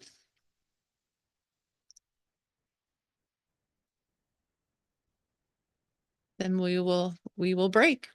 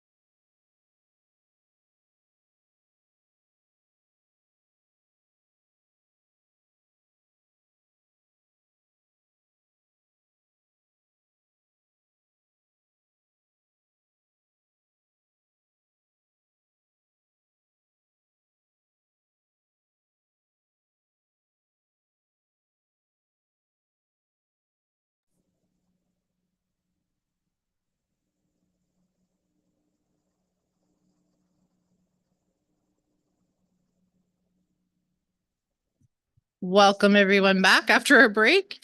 And we'll start at 9, our CAO activity update information report. Thank you, Madam Chair. With Clerk Snare's return, she will add this to the package, but some highlights for my activities. Participated in diversity inclusive strategy, accessibility strategy engagement session in Hansport. And I think we had a follow-up one in 3 Mile Plains, which I did not attend, but I understand that one was well attended and is a nice contribution to the strategy. We're distributing that strategy now to the various committees.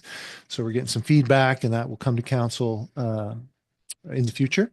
Code of conduct training, participated in that, part of the new requirement. Police Advisory Board met on January the 20th.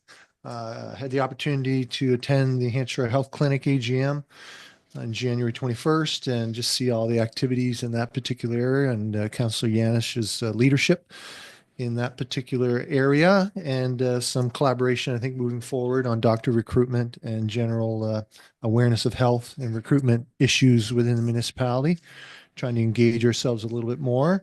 Audit committee met, of course, Long Pond Classic and the dinner on January 25th, back and popular, I would say, well attended. The Valley Regional Enterprise Network, lots of activity with that organization, with, of course, council being elected in October, November, both orientation as well as business. EPR, we've heard lots about that this evening and some things for council to consider moving forward. Just a reminder that we did indicate that we were opting in. So if you can distinguish between those 2 options, but as the offer comes forward, we'll see what the values look like in comparison to our true costs. And then, of course, you have a decision to make before the end of May with respect to whether you're opting in or out. So that will be interesting when we see the offers and how much negotiation there may be yet or not.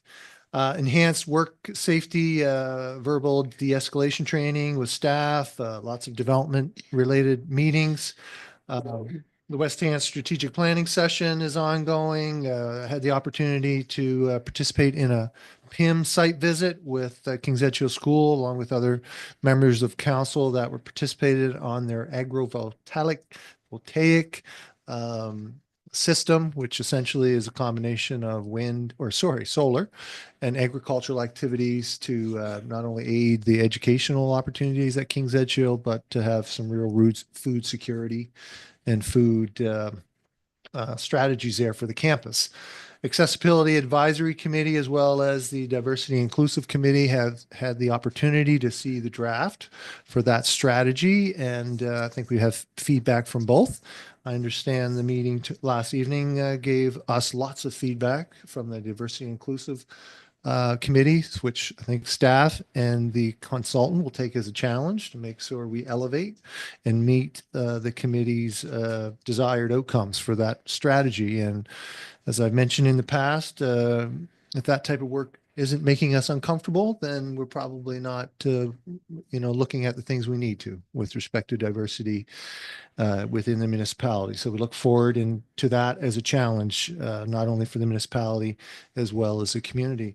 And lastly, we're in the interview process for our HR manager as well, which we look to fill here in the coming weeks. So any questions on my activity? Happy to respond, or anything else you're thinking about.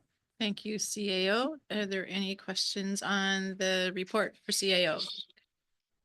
Councillor Ivey. Yeah, just one question, if I could, through you, Chair, to CAO. So you'd referenced the audit committee meeting, CAO. Anything come out of that at all as it related to the audit that we've been looking to have done as it relates to financial and operational with regards to that financial matter from 2023? So my understanding, Director Rashawn is here, but we've gone back to the vendor that submitted to make sure that they meet the entire scope of work and some of the additional pieces. Due to it being an audit related item, it will return to the audit for that procurement oversight, I guess we'll say. And then, of course, back to council from there. So I'm not sure if I have anything up to date, or Director Rashawn is giving me a no. So, but we do look to bring that forward to the audit committee when they meet. So. next week? Next week, yeah. Next week. Thank you. So we'd expect the audit committee to have a report next week. That's great. Thank you. Thank you very much. Appreciate it. Okay, seeing no more lights, we'll move right along to correspondence. So we'll do these information. 1A, Avon Causeway Activity Log, none. Correspondence received ledger as of February 7th, 2025, Wind Farms, Karen Wallace, wind amendment. And shared tower letter to council telecom infrastructure. Councillor McLean. Thank you, Chair. I just got a question to the CAO about the shared towers letter correspondence. Did the site of the proposed tower, did it get changed, like the coordinates? Do you recall, or do you know, or maybe manager? Yeah, might rely on acting director for GIR. I understand there was some movement of the tower, but essentially on the same property. But Carrie can respond. Yes, through your chair. I don't want to speak for the development officer that held this file, but my understanding was that the original application, the tower was in a slightly different location, and then through back and forth consultation between shared tower and the development officer, it moved slightly in order to satisfy our setback requirements. Okay, thanks. And a follow-up through you, Chair. So if the coordinates were changed, do they have to redo a public participation, I believe? Is that in their policies? Like, Sorry, yep, through your chair. So basically that was just an internal dialogue between the applicant and the development officer before any permit was issued. So they worked together to make sure that the land use bylaw requirements were satisfied before issuing any permit or letter of concurrence to the federal ISED body. okay, thank you. Yep. Anything else? No, we'll move right along. Citizen committee participation. I'll do these in 3. Marcus Keogh, REPAC, hack members dismissed. Tim Carr, citizen participation PAC. Margaret Johnson, resort planning committee restructuring amendment. Maybe I'll go through them all and then we'll go there. Jane Davis, read deep disappointment and decision to reduce citizen representation on PAC hack. KJ Conveyor Steed, read concern over the restructuring of the Planning Advisory Committee. Guide for Lanny, read Planning and Heritage Committee reinstatement amendment and motion. Alicia Hennessy, regarding concerned citizen about PACAT committee. Amanda Dunfield, read West Hants Regional Municipality PACAT restructuring. Carol Bradley, West Hants PACAT, and Vanessa Brunt, read concerned citizen about PACAT committee. Is there any questions on that? Mayor Zabian. Through you, Chair. Lots of correspondence on this last motion that council passed at our last council meeting. It was my motion. It was something I brought forward.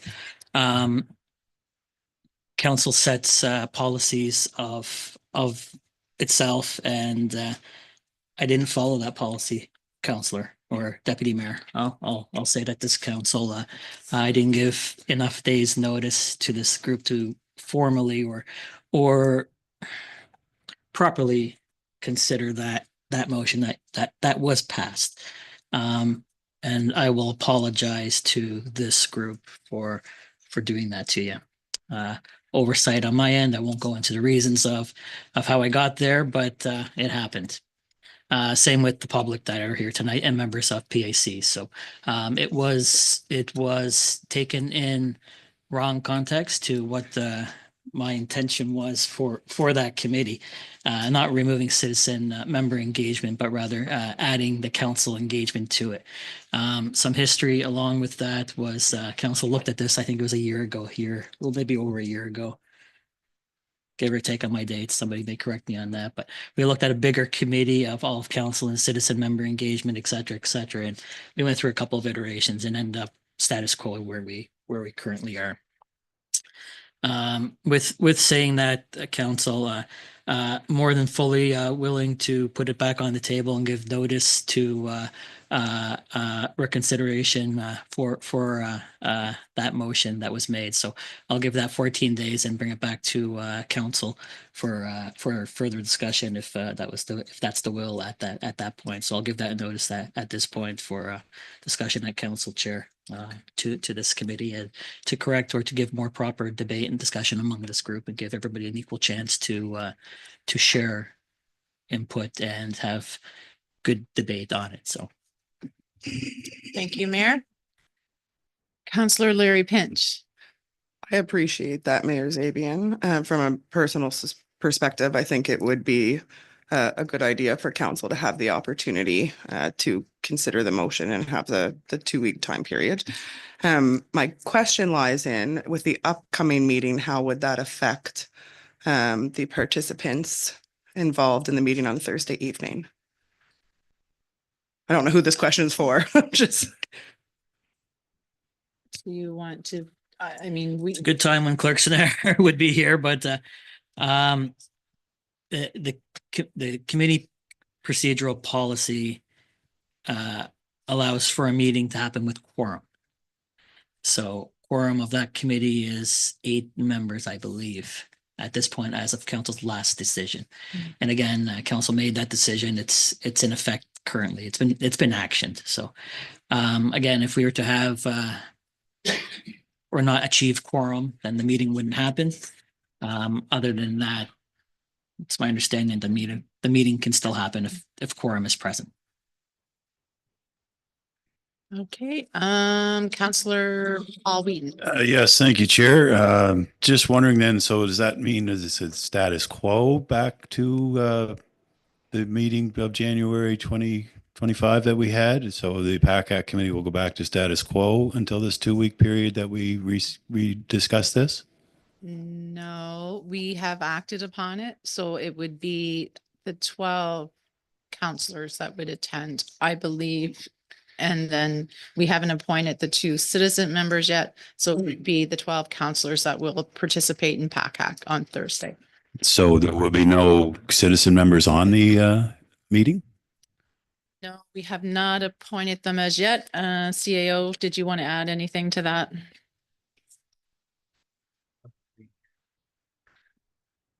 Yep. Only that we're in the process of recruiting. So again, in response to council's direction. So I'm not sure when that deadline is, but we'll continue with our process until or if there's a change in policy with council. And then if there is a change, we'll reflect on that. But right now we're in recruitment mode for the 2 citizen appointees. So I'm confused, and we can hold a meeting without any community members on the meeting? So it can be just councillors and there's no community members at all? But yes, as long as we have quorum, the meeting will proceed. But that's a quorum of only councillors. I do believe I don't have the policy, Deanna's not here, but I think quorum is just regardless of who was on the committee, majority would be the quorum. So if it's all councillors, you could have an instance if there was 2 citizen members and they not show up to a meeting, you would still proceed with councillors. If this makeup was 14. Right, but I think that the bylaws on the policy state that point 3, planning advisory committee or joint planning advisory shall include members of the public, and without members of the public, how can you have the meeting? I think I don't want to get into debate because I don't know. I think the policy says that we should have we will have community members. However, say we had our 2 members, say Jack and Jill on Thursday night, and they both were sick and the councillors are there, we would still proceed if we had quorum. I believe. Someone can correct me if I'm wrong. Well, I just could give you another example. Police Advisory Board for extended period of time has a provincial appointment. It's been vacant. It is now filled, thankfully, but sometimes those are vacant for extended periods of time. Now, to address perhaps your concern, there are policies where sometimes councils or committees say we have this composition, and if someone or if they are not present, then it does affect quorum. I don't believe our policy says that, but looking forward, that might be a consideration. There's a risk in that sometimes, depending on the composition, that, you know, one or two people may affect the ability to carry on a meeting. So I'm not speaking for or against it. I'm just giving you examples how you can customize committees to make sure you have that form that you desire. Okay, thank you. Counselor Bob Martin. Yeah, thank you, Chair. Certainly appreciate the time to go back and revisit what we did. It's been an interesting week. It's been an eye-opening week, to be honest. Sat with the gentleman yesterday, and he gave me a quote that it's stuck with me. It's played over and over in my head since he's mentioned it, and he's here tonight. But he said, just because you have the right to do it, it doesn't make it right to do it. And I know we're going to go back and revisit it. Just it sits funny with me that we did it so quick. So I really appreciate the chance to go back. But to speak on what Councillor Whedon was saying, I don't know if the word shall is binding, as though it must, because it does state that a planning advisory committee or joint planning advisory committee shall include members of the public and may include representatives appointed by a village commission, and so on and so forth.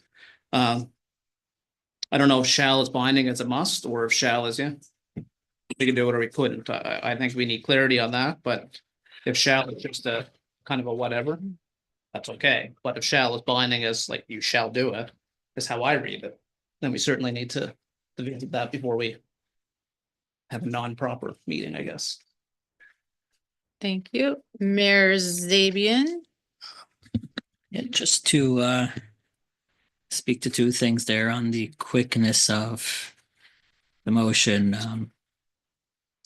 I don't believe any council member had raised that issue the last meeting, but it's okay to have second thoughts on it. And I think then there's confusion on Municipal Government Act and our policy. So Municipal Government Act speaks to municipal unit has the authority to create, but doesn't need to create a planning advisory committee. And if it does create a planning advisory, it shall appoint citizen members to that committee, which this body did. It appointed 2 members to that committee. And that's to the extent of the Municipal Government Act. I sought advice on that and opinion on that today as well. So, yeah, just to speak to that. Okay, thank you. Counselor Jim Ivey. Thank you, Chair. And just, I guess to the comment made by Councillor Morton and to the mayor's comment that, and what he's quoted there is from the Municipal Government Act, paragraph 200, subparagraph 3, Planning Advisory Committee or Joint Planning Advisory Committee shall appoint members of the public and may include a representative by a village commission. Shall in legal terms, as we've seen in other opinions that we've received, means must. It's not optional that you must have resident members appointed. And I believe during the period at which you may have a planning advisory committee and you don't have resident members is what's in question.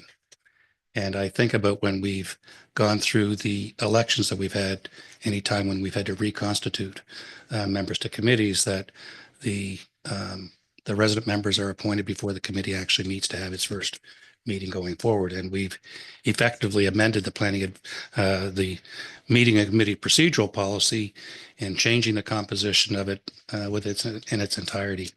And to proceed without completing the second required step of that and having resident members involved, yeah, that makes it difficult because that goes against what we're wanting to do, which is to proceed more quickly with what we do fundamentally. But I think the misstep on this may have cost us some time. We have cut the resident members and we have not appointed new resident members yet, which to the CEO's point, we're in the process of. I believe the shall means must, and without having those members, I think we're between a rock and a hard place on this. Counselor Larry Pinch. So I think Councillor Ivey kind of touched on where I'm going, but I'll just perhaps follow up and reiterate. So I have lots to say on how I feel about what the committee composition should be, but I will hold that for our future discussion. But the amendment that we made was for council and 2 citizen members. That's the amendment that we approved. And if we're going off of that amendment, that means that 2 citizen members have to be provided the opportunity. I understand what we're saying. If they're sick and they don't show up, that's a different situation than not being appointed. That's a choice from those citizen members based on their personal circumstances, but not having citizen members appointed isn't the same. That's like apples and oranges from my perspective. So I think it would be in poor taste for us to go ahead with just a council sitting at a PACAC, especially given the correspondence we've received. I think that that would only apply salt to the wound. Counselor John Smith. Thank you, Deputy Mayor Francis. I supported the change in the makeup of the committee, but I would be happy to revisit it, given all the letters that we've received and the expertise, the quality of the people that were on the committee and their enthusiasm. I think it's a great committee. I think it could work either way, but I would be happy to revisit it. Thank you. Counselor Bob Martin. Yeah, thank you, Deputy. Just very quickly, I guess, if shall is not binding, and which is fine, I can swallow that. That's okay with me. But I would go back to the quote that if we don't have our resident members and we have the right to hold a meeting, doesn't make it right to hold the meeting, I don't think, without our resident members. So I'm just gonna ask because I'm just PACAC is Thursday evening. Is there anything that is, I mean, we may need to make a decision here tonight whether we're going to hold it or not or find clarity, but is there anything miniature that we need to have or? Well, Mayor Zabian, do you want to go? To make it simple, Chair, if we were to receive 8 emails tomorrow saying I'm unable to make Thursday night's meeting, it wouldn't have quorum. Mhm. Just to make it simple. Okay. So all planning business is important. Yeah. You know, we're trying to move I things was just forward. thinking From timelines. that Is there anything that perspective. we're, Yeah. Yep. Okay. Counselor Ivy. Yeah, I appreciate that, an opportunity may exist for 8 members to send notices, but I don't think we want to go down that path, to be honest with you. Not on this, not on anything that we don't show up in order to influence the effect of a meeting taking place or not. I think we owe it to ourselves to make a decision around this table to either defer that planning meeting until resident members are appointed or not. One way or the other, we need to make that decision around this table. We made a decision 2 weeks ago, right or wrong. We can all agree and disagree on that, and that's okay. That's part of what has us function. But we've got an issue here that's in front of us, and we need to decide. Not let it be that 8 people determine by sending in a notice that they're not going to appear at the meeting. Mayor Zabian. I think we've gone off a little on a tangent here, Chair, but this is committee of the whole, which complicates the matter as well. The committee can't make a decision if you want to go by procedural. Complicates it.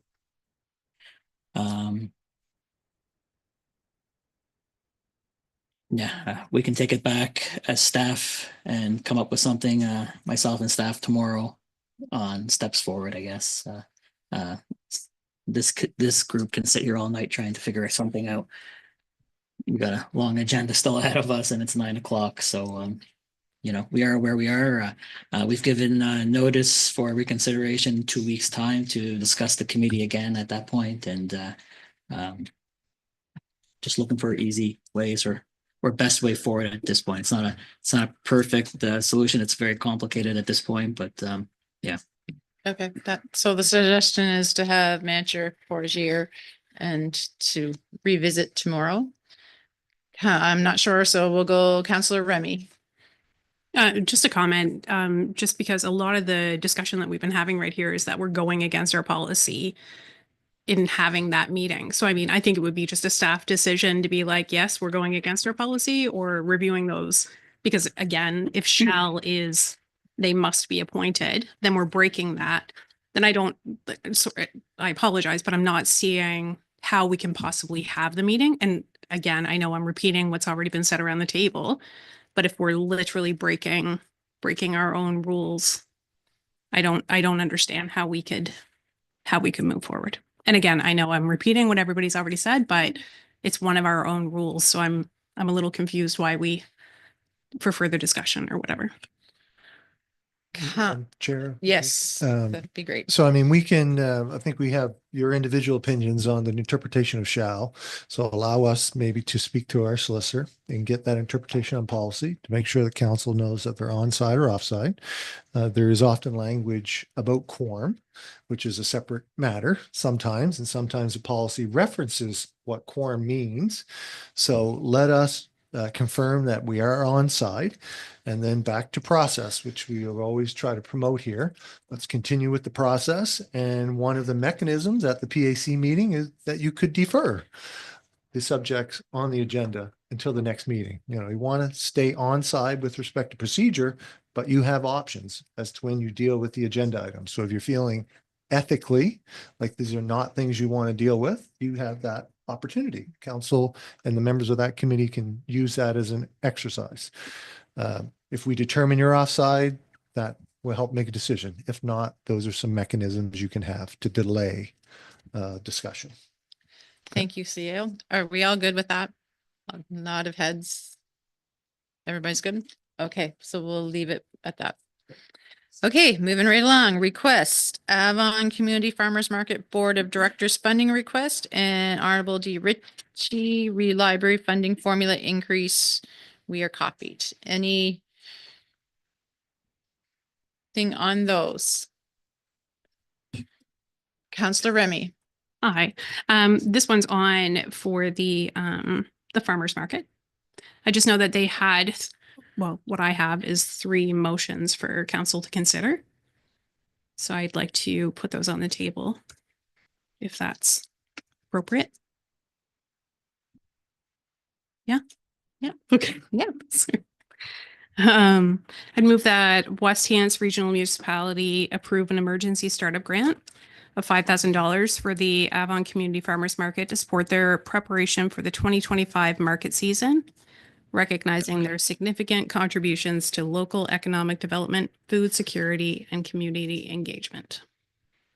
Made by Councillor Remy. Second. Seconded by Councillor Larry Pinch. Are there any questions on the motion? Mayor Zabian. If I can just make a friendly amendment to add to come from the operating reserve, just as a funding source. You're okay with that, Councillor Remy? Okay. Councillor Ivey. One question is on the motion, if it's looking for funding now or in 2 weeks when council meets, or if it makes reference here that this be considered as a budget item for the next 3 years. It's not clear what the timing is on this, and timing is important. If it's part of the budget discussion, then that's where it should land. If it's not part of the budget discussion and it's emergent to have a check written in the next 2 weeks, then we should specify that. Mayor Zabian. If I may, with Councillor Remy, I had a conversation with the group, and because I was curious of the question as well, Chair. That there's 3 asks, and I think what I have written down, probably it's the same with what you're going to make. So the first one, the 5,000 emergency startup grant is needed. Well, 2 weeks time as council ratifies, Chair. That would satisfy the need of the group to give them the startup funding to be able to hit the ground running. So come June, they're already on top again, in front of the ball, I guess. So yeah, it would satisfy their need in 2 weeks time as council ratified, if that answers the question. It does, thank you. And I just thought it important to clarify that we're in cycle. Is there any more questions? If not, I'm not going to try to reread that. So if everyone is clear on what they are voting on, I'll call for a vote now. All those in favor? Motion carried. Do you have another one? Go I ahead. do. There's 3 in total. Yeah. I'll read this one next. That West Hants Regional Municipality consider including a $5,000 annual grant for the Avon Community Farmers Market in the budget for the next 3 years to provide operational stability and support their ongoing growth and community impact. Made by Councillor Remy. Is there a seconder? Seconder by Councillor Bonnie Smith. Any questions on the motion? Councillor Yanish. Thank you, Chair. Just not clear on the intent of the motion and what the word consider means. It's either they're asking to have the funding added to the as a budget line, or are we going to consider mean we're going to discuss it in the budget process? I think it's a bit vague as it stands.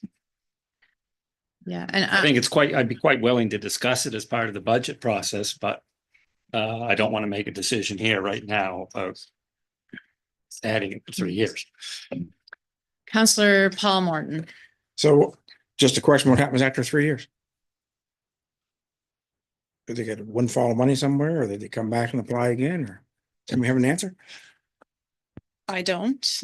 Their request was for 3 years, so that's where the 3 years came up with. I didn't ask them why it wasn't further than that, but it was literally requested for 3 years. Mayor Zabian. Thank you, through you, Chair. Again, another question I had asked.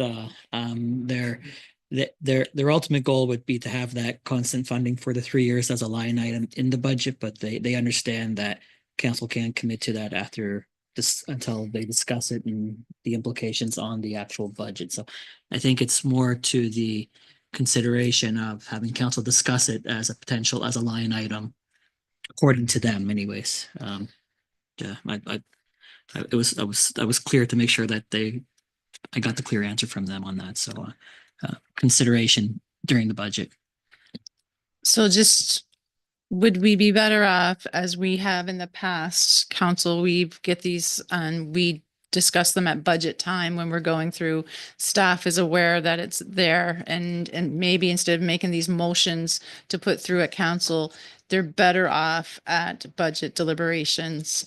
We've had this happen in the past, and that's when they've been addressed. People have come in and done presentations that are looking for money now, and we will discuss it in the budget. Just a thought, but there is a motion that's been made. So I'll go to Councillor Larry Pinch. I was just gonna offer a suggestion to Councillor Morton's comment. I know with like community health board grants, the idea was to assist a program for a period of time so that they could then find other sustainable funding models or other grants, as opposed to coming back to the source. So perhaps that would be why it's for 3 years, because they foresee that that's how long it will take for them to find a sustainable funding source. I don't know. Okay, Councillor Remy, do you have something to add?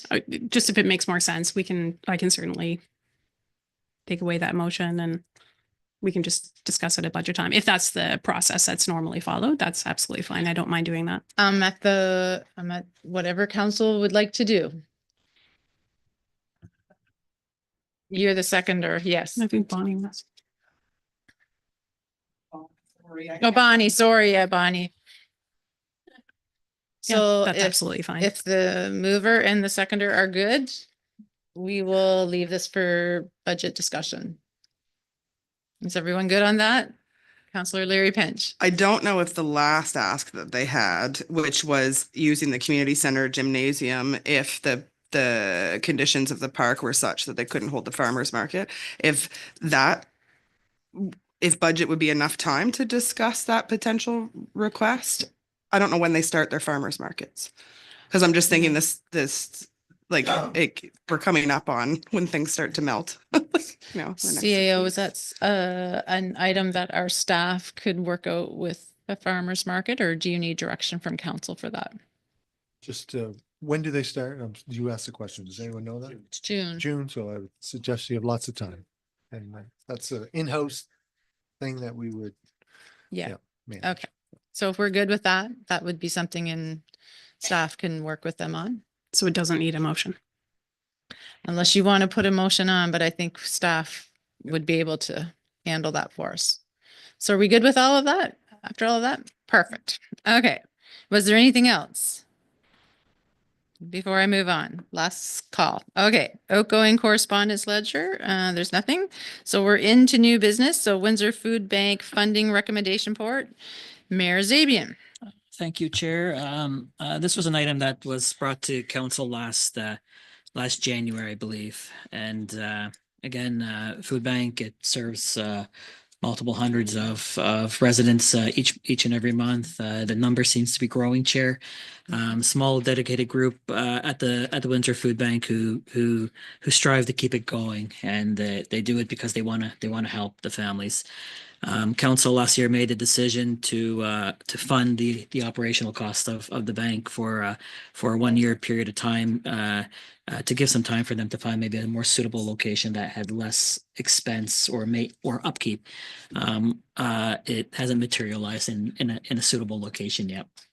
So again, coming to council, seeing if it would wish to extend that for a year and to keep it going at this point.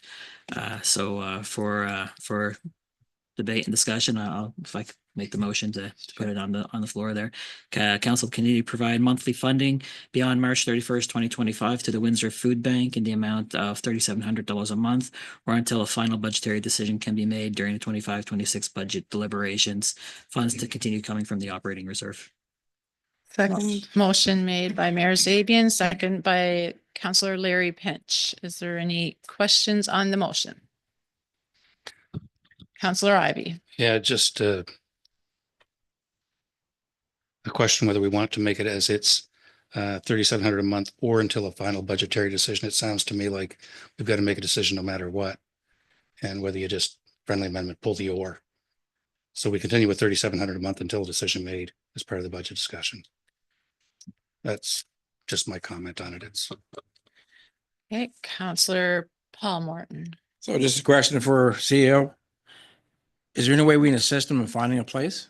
Do we have any municipal buildings that would be suitable for a food bank at this time or in the coming future? So I think his worship mentions that they're seeking other locations. We don't at the current time. Some vacancies in the community center, but of course ongoing renovations there and waiting to kind of see what happens with the structural assessment. So we don't have a vacant spot that we're aware of that could accommodate. And again, I think they're out there looking now. Not to say we couldn't prioritize or change something, but right now we do not. Mayor Zabian. Yeah, just on that point, as things start unfolding, I think it'll become more clear as council discusses priorities going forward, as maybe buildings become available that are in the community now that are privately owned. It's just nothing has materialized to this point of substance that would allow them to relocate and not affect the operations. That's good. Okay, so we have a motion on the floor that's been seconded. We had a friendly amendment. Is the mover and the seconder good with taking that or out? Okay, so we're all good with that. So I'll call the question and I'll just read it so we're all clear. Council continue to provide monthly funding beyond March 31st, 2025 to the Windsor Food Bank in the amount of $3,700 per month until a final budgetary decision can be made during the 2025-2026 budget deliberations. Funds to continue coming from the operating reserve. All those in favor? Motion pass. Thank you very much. Okay. RFP awarding WHRMPD 24-2 pre-approved housing design options. Planner Dumpy. Thank you, Chair. I'm joining from the screen tonight. So no presentation for this item tonight. Staff have brought forward a recommendation to award the RFP to Passive Design Solutions and Upland to help out with action item number 6 of our housing action plan. They are within budget and they pass through the threshold for the technical evaluation. So that's all I have. Happy to take any questions. But that's it for me, Chair. Thank you. Thanks, Planner Dunphy. Any questions for our planner? No? So there is a motion there. Mayor Zabian? I'll put it on the floor, Chair. Committee of the Whole recommends that council award the request for proposals number WHRMPD 24-2 to Passive Design Solutions and Upland to complete pre-approved housing design options as it relates to the action item number 6 of the Housing Action Plan at a project price of $89,100 plus applicable taxes. Made by Mayor Zabian, seconded by Councillor Paul Morton. Is there any questions on the motion? I'll call the question. I'll read it. Just Committee of the Whole recommends that council award the request for proposals number WHRMPD 24-2 to Passive Design Solutions and Upland to complete pre-approved housing design options as it relates to action number 6 of the Housing Action Plan at a project priced of $89,100 plus applicable taxes. All in favor? Signal by hands. Motion passed. Thank you very much. Moving on, River Road Street and Services Reconstruction Recommendation Report, Director Richard.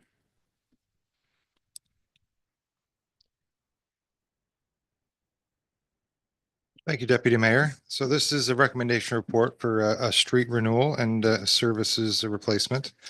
As identified in the capital budget this year, Riverview Road from Rand Street to Willow Street was identified as a priority for sections of water service upgrades and street renewal.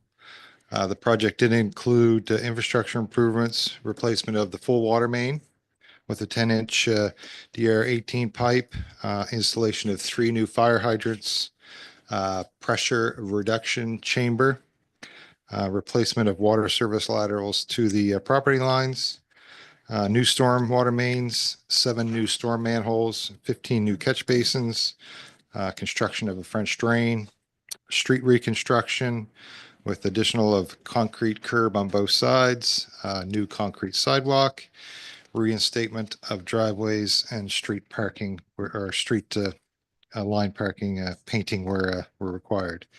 So we did issue the tender in November on the Nova Scotia procurement site. We did receive 5 bids, which was certainly good. However, the bad news was we were severely over budget on this one. The low tender bid was Gary Parker Excavating.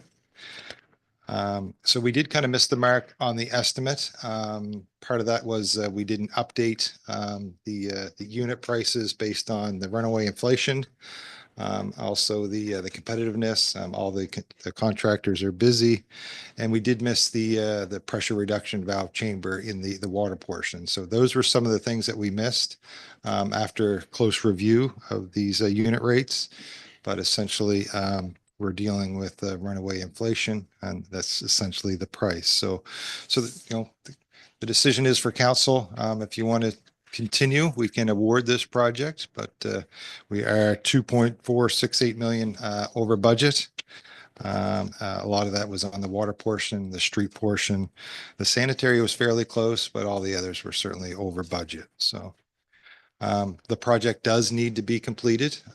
Some alternatives would council could wait, but it's essentially it's not going to get any cheaper, and the project still does need to be completed. We could change the scope, but this does meet our municipal spec. There's not a whole lot. We have to replace the sanitary and the water, the curb and gutter just meets our municipal spec. So we did look at changing the scope, but there's no room for scope change. It's just our minimum requirements. So that certainly can answer any questions council may have, but looking for your thoughts. Okay, questions? Councillor Larry Pinch. Through you, Chair. I think this might be a Carly question, so my apologies.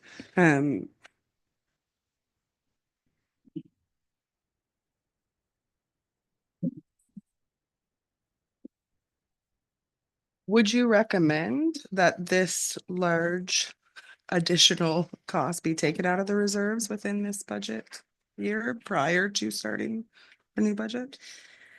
So, through your worship, of course, I take direction from council. I advise on where the financial capacity is. So basically, when I received this report, I said, okay, I'm going to need some time. And I took the time to just review where all of our capital projects were at the end of December, and then also took the time to review our reserve budget and where certain motions have been made by council.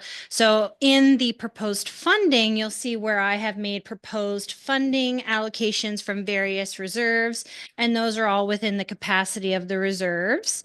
And still will leave them in a position where they'll have fund balances. The biggest thing which is a little bit uncertain, of course, is the Sustainability Service Growth Fund. So we did have the sidewalks coming from that fund. We have asked the province if they would be willing to extend this, because this fund has to be used by March 31st. And if it isn't eligible, however, it is also eligible to go under the Canada Community Building Fund. So again, that is also one of our pieces that we could then move that into. So again, nothing debt servicing related.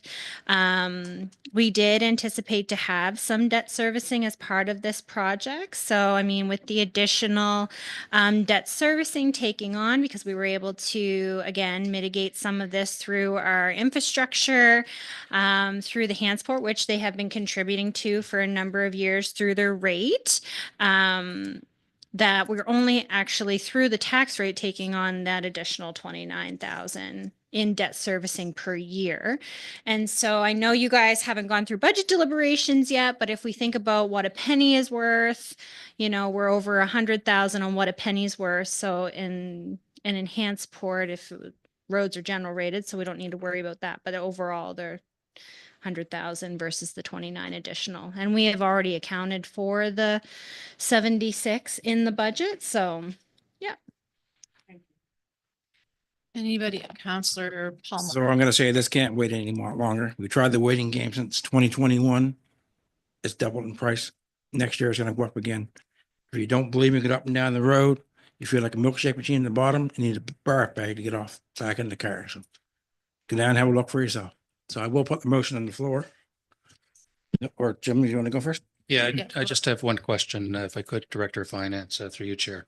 Director Rochon, if I could ask underneath the water system as identified by Director Richard came in substantially more than what we originally budgeted for. And but the depreciation item in there at $369,000, what's that, over what period of time is that?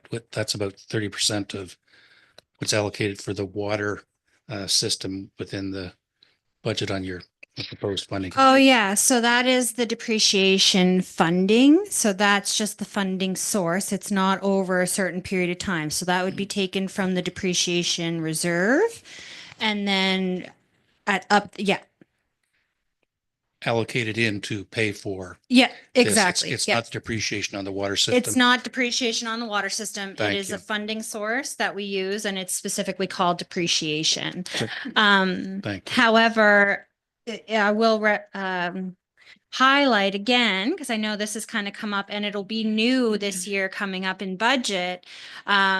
Since debt servicing in the water utility is not budgeted for up front, this will be added to that budgeting component as that project's completed. However, the Utility and Review Board, as part of our consolidation, just gave us the authority to start doing that. So you'll see that as part of next year. But they also gave us the capacity that this project was built into at the original rate, but it was built into the rate study. So we would be able to take a portion of the debt servicing and depreciation associated to that and put it into the reserve as well for that new reserve that had to be created. For the fund. Yeah, until the project's complete. Until it's completed. Right. Thank you very much. Mayor Zabian, you had your light on and I'm just right. Yeah, okay, you're good. Counselor Remy. I can't see it behind the. I just had a question, just when, and you may have answered this, but I apologize because I'm not super familiar with it. There said something in there about UARB approvals. Do they have to approve this before we can start the project? Is that my understanding, or is that just for the? I think it was in Mark's comments. Sorry, I should have. Yeah, hopefully I can, through you, Deputy Mayor. So anything over $250,000 on the water utility does require approval for the funding from the utility. So they don't really say when that is. So certainly, if council gives direction to the committee of the whole to council, we would reach out to them with a letter stating, this is over budget. We're looking for more approval for this funding. So they'll probably have some questions for us, most likely through the finance department, how we're going to fund that, how that's, essentially what's in the report. But once they give that, and there's nothing stating, we can't give approval at the council level without the utility review board, but we will require that. And I think it's, if we don't get approval, there's something on the finance. So it's not going to hold up the project. I guess that's what I was wondering. Like it's okay. Cool. Yes. And just on that, we'll kind of tell them, we plan on starting this, so, figure it out. So we've never seen them decline a project like this because it's certainly, required. It's in our asset management plan. It's old infrastructure, failing infrastructure. And just to give a bit of background, it is a 10-inch line. It is one of the main transmission lines to feed Hansport. The other one would come through Holmes Hill. So it's fairly critical in that way. So. The other component to that is it is a requirement for us to borrow on the water side. So that is a requirement and it needs to be mentioned in the approval. So that will need to be done before we do our final borrowing. The other thing that is important with the utility and review board on this is that we mentioned in that letter, it was part of the rate study. So a lot of the times, if they've already reviewed it as part of another project or it's a linked project, they'll reference that original matter number. And then they can say, okay, well, we've already done this, and this. So now we can just ask these questions over here. So we can also reference that as part of that study. Councillor McLean. Thank you, Deputy, through you to Director Richard. I got a couple concerns. One of the big concerns with these bids is that, the lowest bidder is just shy $900,000 off of the next bidder. Like, that's a lot of money. Is the scope of work the same materials, or that's just the bid? Yeah, so just for clarity through you, Deputy Mayor, to Councillor McLean. So the difference between the low bid and the next high bid is a fairly, large number. The low bidder certainly wouldn't like that, because that's, but, they all bid, it's unit rates. This is a smaller contractor, versus some of the bigger ones, maybe less overhead, but really they base their bids, but these unit rates, we've compared them to previous years. And those unit rates for the same contractor are increasing. So they're seeing those costs. So they're reflecting those in their bid. Okay, thanks. Mayor Zabian. Thank you, Chair. Through you to Director of Public Works. So there's nothing in the scope that can change to bring the price down at all. It meets our municipal specs and. Yeah, certainly nothing that staff would recommend. Certainly we want a concrete sidewalk. That's our minimum municipal spec. We want a new street. We want separated storm from sanitary. The water main certainly needs to be replaced. So there's no extras in there. It's just the, minimum municipal standard street reconstruction. This is a budget estimate in the capital projects from 2021, or it's been a couple of years since it's been updated. Yeah, it should have been updated last year, and I think that's where we fell short of updating it. And the project engineer on this didn't provide us that estimate when we were updated. So yeah, and it's a 600 meters of road approximately. And it is beyond life, like it's at.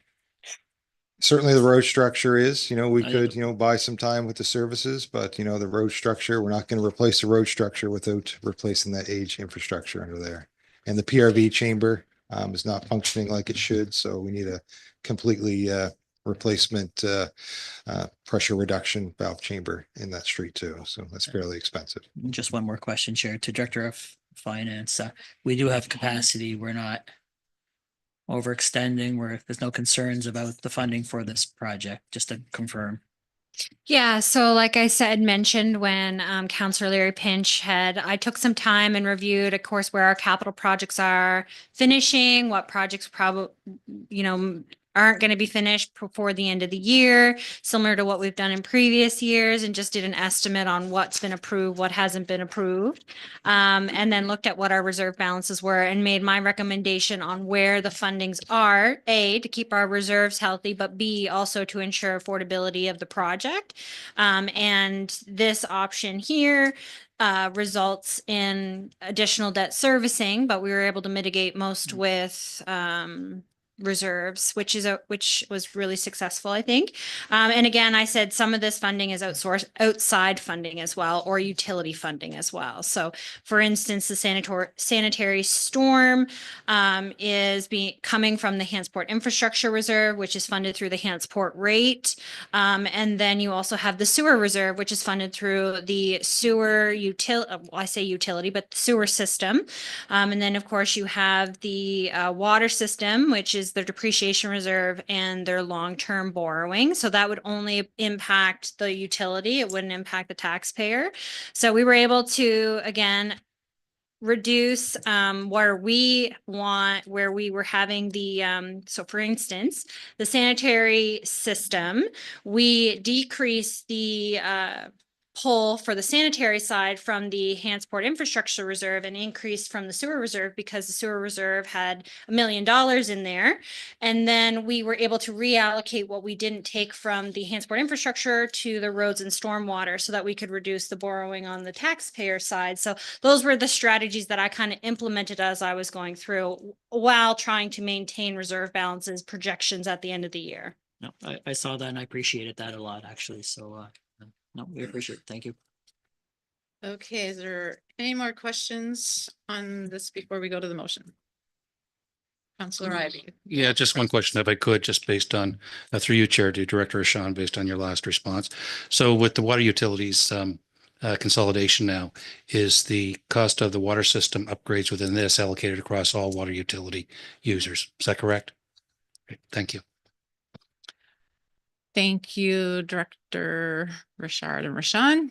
We'll let you go now. There's seeing no more questions. And Councillor Paul Morton, you want to put a motion on the floor? Yeah, it is recommended for a committee of the whole to recommend to council that council approve the award tender of WHRM HPW 24-08 for Riverview Road, Hansport, service and street renewal to the low compliant bidder, Gary Parker Excavating Limited, for the tender price of $3,498,693.20 plus a 15% construction project contingency fee of $524,803.98 for a total of $4,023,497.18 plus applicable taxes.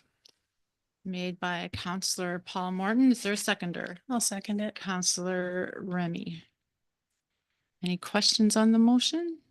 I'll call the question and I'll reread that just so we're clear. Council approved the award of tender WHRM HPW 24-08 for Riverview Road, Hansport services and street renewal to the low compliant bidder, Gary Parker Excavating Limited, for the tendered price of $3,498,693.20 plus 15% construction project contingency of $524,803.98 for a total of $4,023,497.18 plus applicable taxes. All those in favor? All those opposed? One opposed. Councillor McLean. Motion is passed. Thank you, everyone. So now we're at our public comment period. So anyone in the audience who wants to come up. So I'm just going to reiterate something I read earlier, and that this council and I as chair are committed to ensuring this meeting and its participants conduct themselves in a respectful and professional manner as outlined in the municipality's municipal code of conduct. Meeting presenters, staff, and the public are expected to conduct themselves in an equally respectful manner at all times the meeting is being conducted. And I just want to thank everyone in advance for your commitment to these important meeting principles. So as you come up, we will not be able to answer any questions, nor will staff. So just state your name, press the button, state your name, where you're from, and have your comment.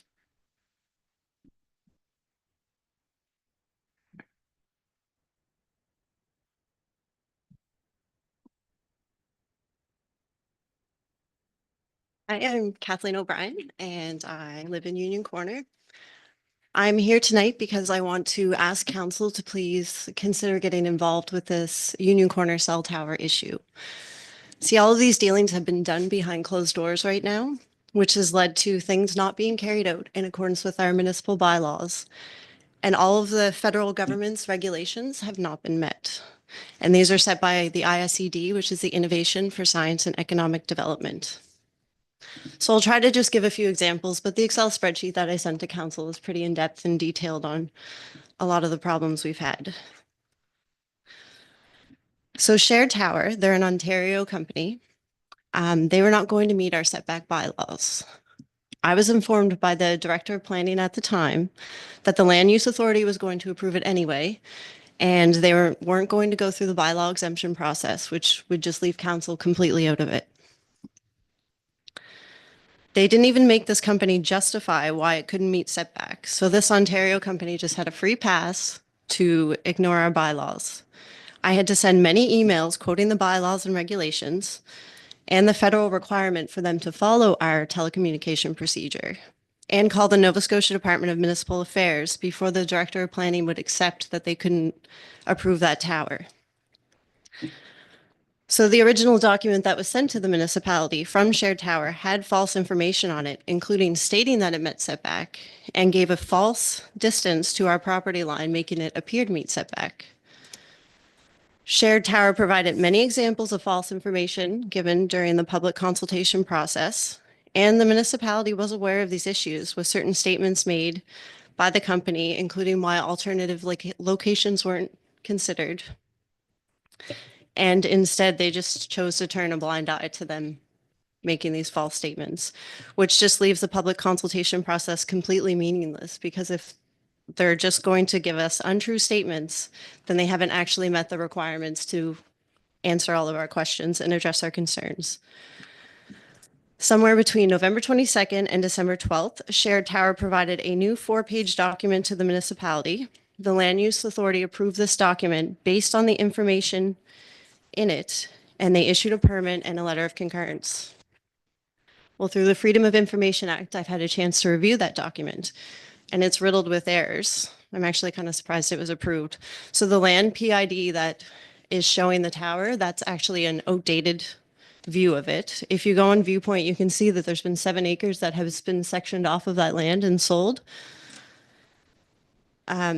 So it doesn't show the boundaries for the new land that's there. The incorrect revision was listed on the document, so it's been up-revved, but on every single page, it still says it's revision 0. So revision 0 does not equal revision 0, which is a big no-no in engineering drawings. It's missing the distance to the new lot, and it doesn't show any buildings or structures, which our bylaws say in section 2.6A, section 3, that they have to have that on there. And based on the coordinates provided, when I put them into Google Earth, it doesn't actually meet setback. It is off a bit. So I contacted the Department of Municipal Affairs and asked them to confirm this to see if they had something better than just Google Earth to use. And their response was for me to go through the ombudsman for my complaint process against the Municipal Planning Department. There is also a federal requirement for Shared Tower to send out another information package to the public due to the geographical coordinates changing. And this is something that Shared Tower and the Municipal Planning Office ignored. On my November 21st email, I had mentioned that there would be another one required, and my December 16th one to the current director, I gave the link and the exact quote from the ISED. So all of this stuff has just been going on behind the scenes. And I've had to continuously quote regulations and procedures just to have the company and the planning department follow the minimum requirements set by the federal government. And this tower is only meeting setback because I noticed and called them out on it. The public needs to be aware of these things, and council is how the public is kept aware. So the planning office has just stopped responding to me and referred me to the ISED, even though it clearly states on the government website that they don't get involved at the request of the public, and it has to come from a stakeholder.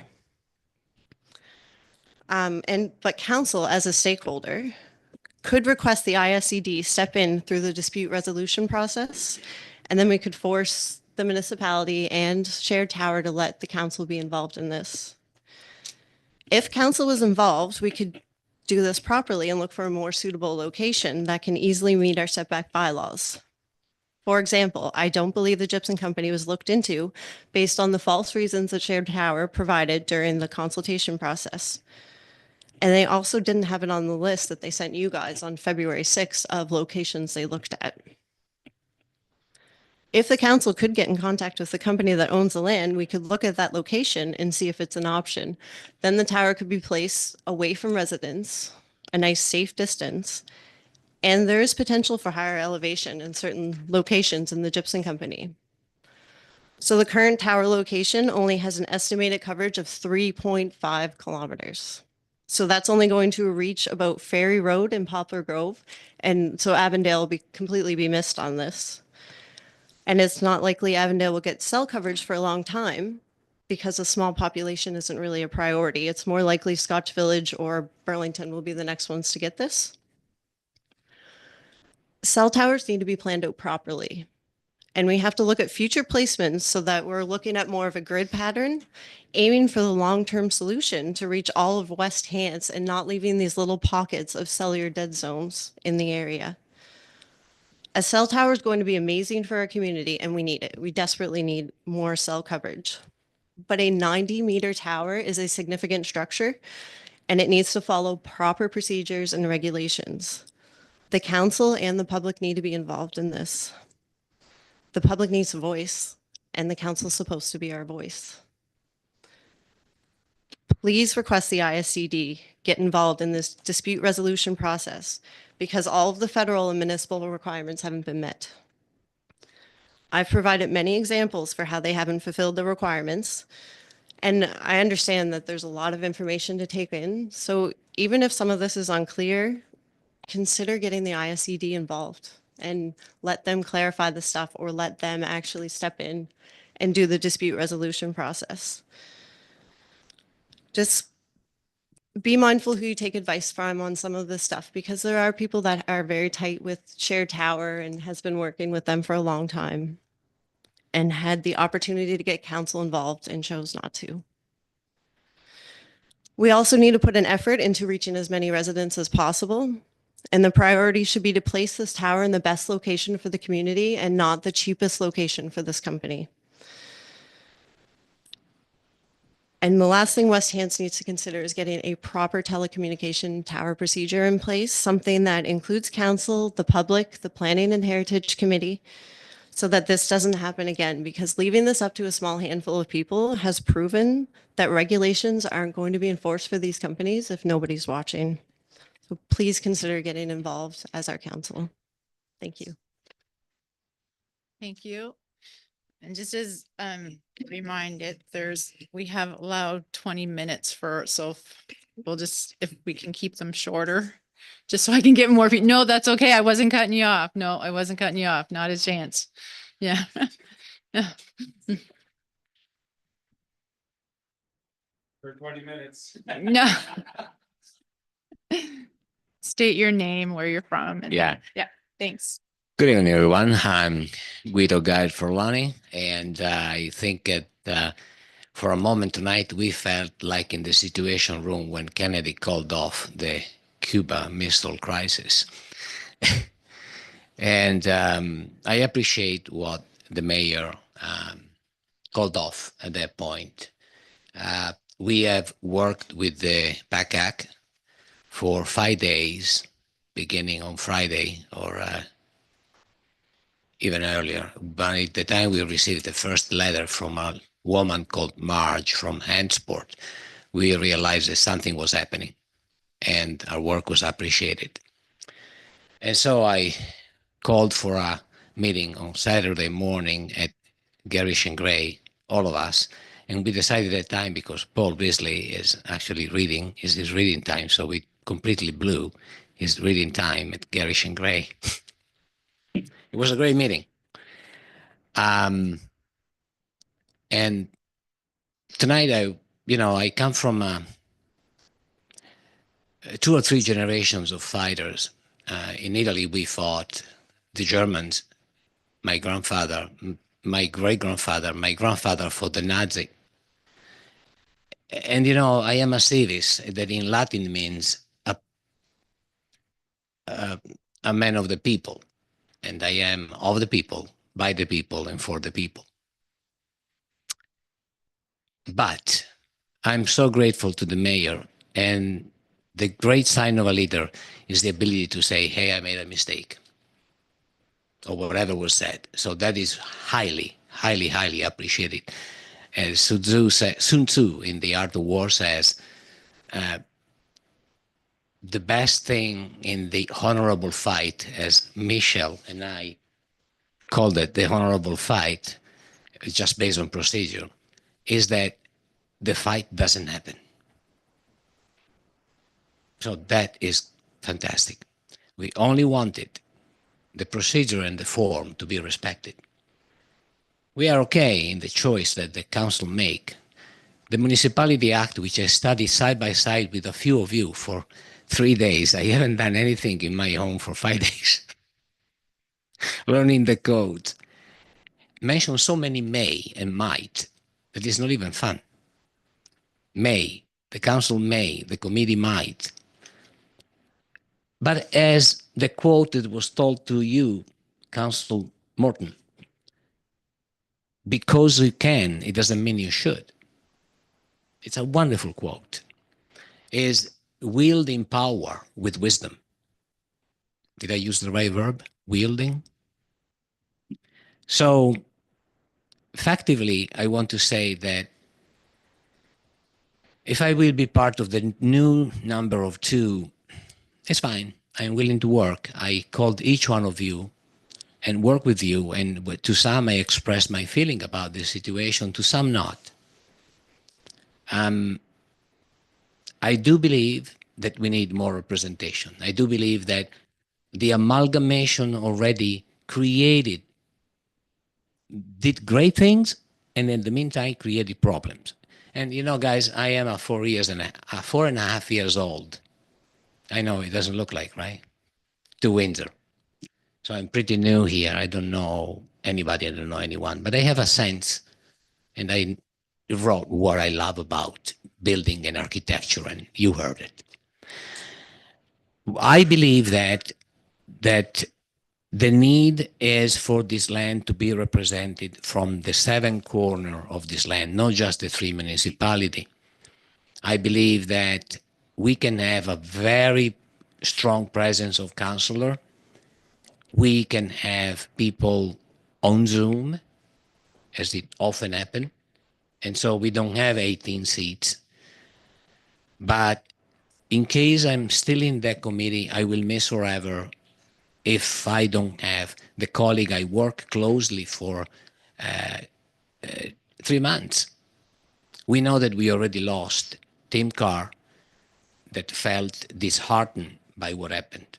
He doesn't want to reapply. He was an excellent chair with humor and care and thoughtfulness and grace, and Robert's Rule of Order, of course. We lost Paul Beasley, and KJ didn't have the time to reapply by mistake. I love the people we were. Maybe 7 is too much, but this municipality need volunteers. And it was funny thinking that we were fighting for volunteering. Usually you beg for volunteers to be present. So I appreciate enormously what happened tonight. Sorry if I took a minute longer. One more thing. When Scott McLean mentioned Kathleen O'Brien at the last meeting that night. I immediately reached to her. In 2019, I was working with the C4ST, Canadian for Safe Technology, talking about 5G and cell tower before COVID. Then COVID happened. I have recontacted Canadian for Safe Technology. The president of Canadian for Safe Technology is the ex-president of Microsoft Canada. So it's not just, say, hey, who are you? No. Someone that eats technology for breakfast. Because there is something to be said about cell towers and Wi-Fi and energy. I am supporting Kathleen O'Brien. I put her in touch with the national responsible and hopefully soon with the president. We need to do something for her. Thank you. Thank you. Is there anyone else that would like to come up?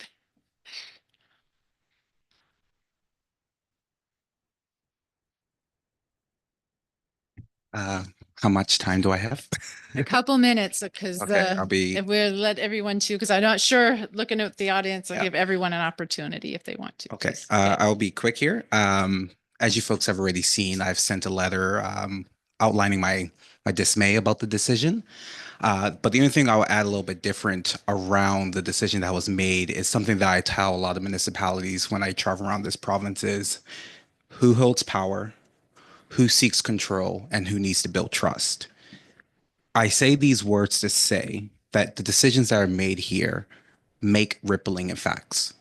We say that we are one municipality. We say we value diversity and inclusion. We started this meeting by doing a land acknowledgement, recognizing the impact of where these lands are.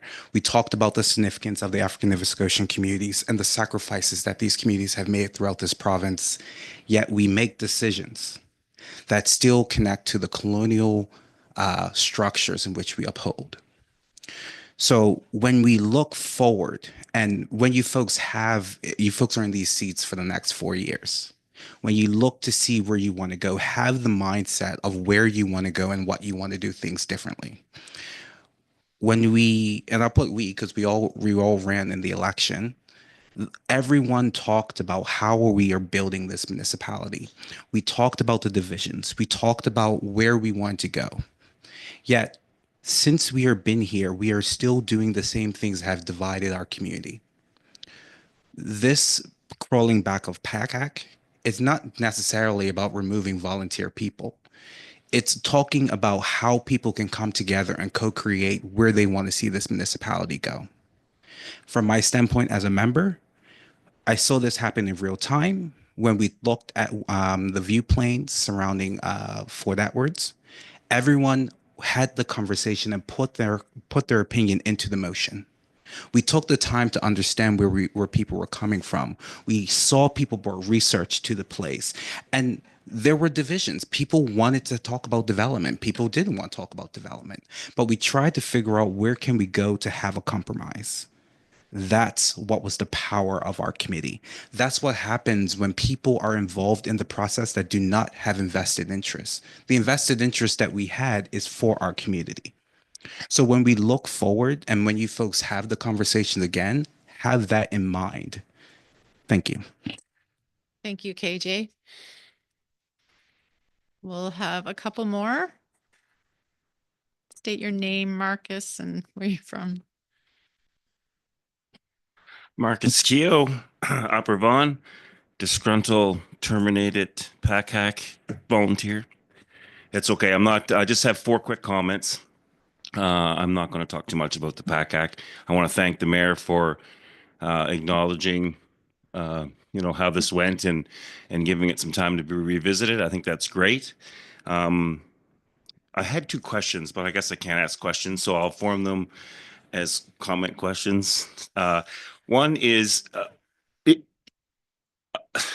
is there a venue that this council can speak with outgoing correspondence, perhaps, I'm not sure, to other municipalities in the province to see how they're dealing with Tim Houston's strong hand, circumventing environment policy and government overreach and that sort of thing? Because I don't think this municipality is in this alone. I think right around the province, there's municipalities feeling this pushback. And I don't know if there's a way you guys can talk to them and just maybe have a coordinated discussion on a few things. So, because I think you have some shared problems. My other question is regarding the windmills. I know they reapplied. CAO said they didn't have to go through the PIM process and all that again. You're just going to fast track them up to another point in time.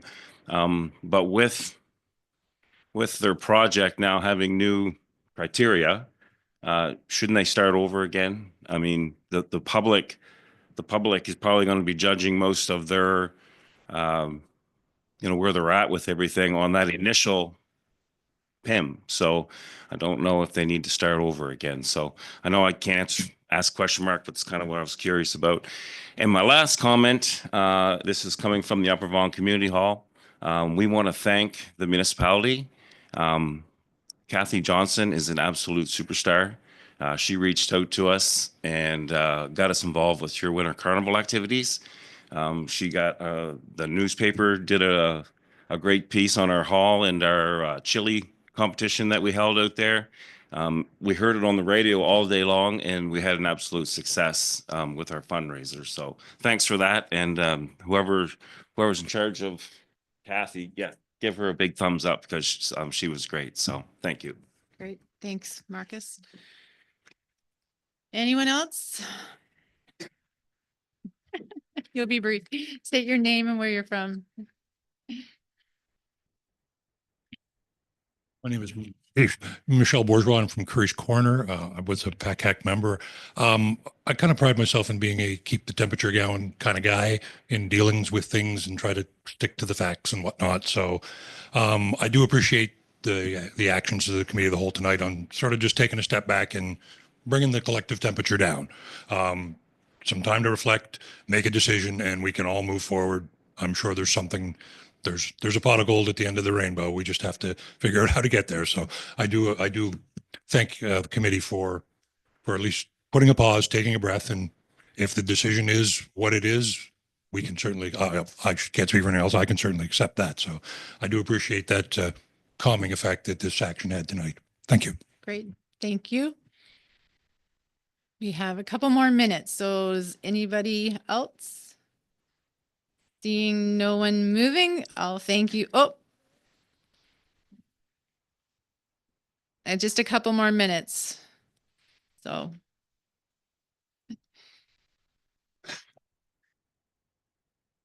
Hi, my name is Judy Millard Weil, and I'm Kathleen O'Brien's neighbor.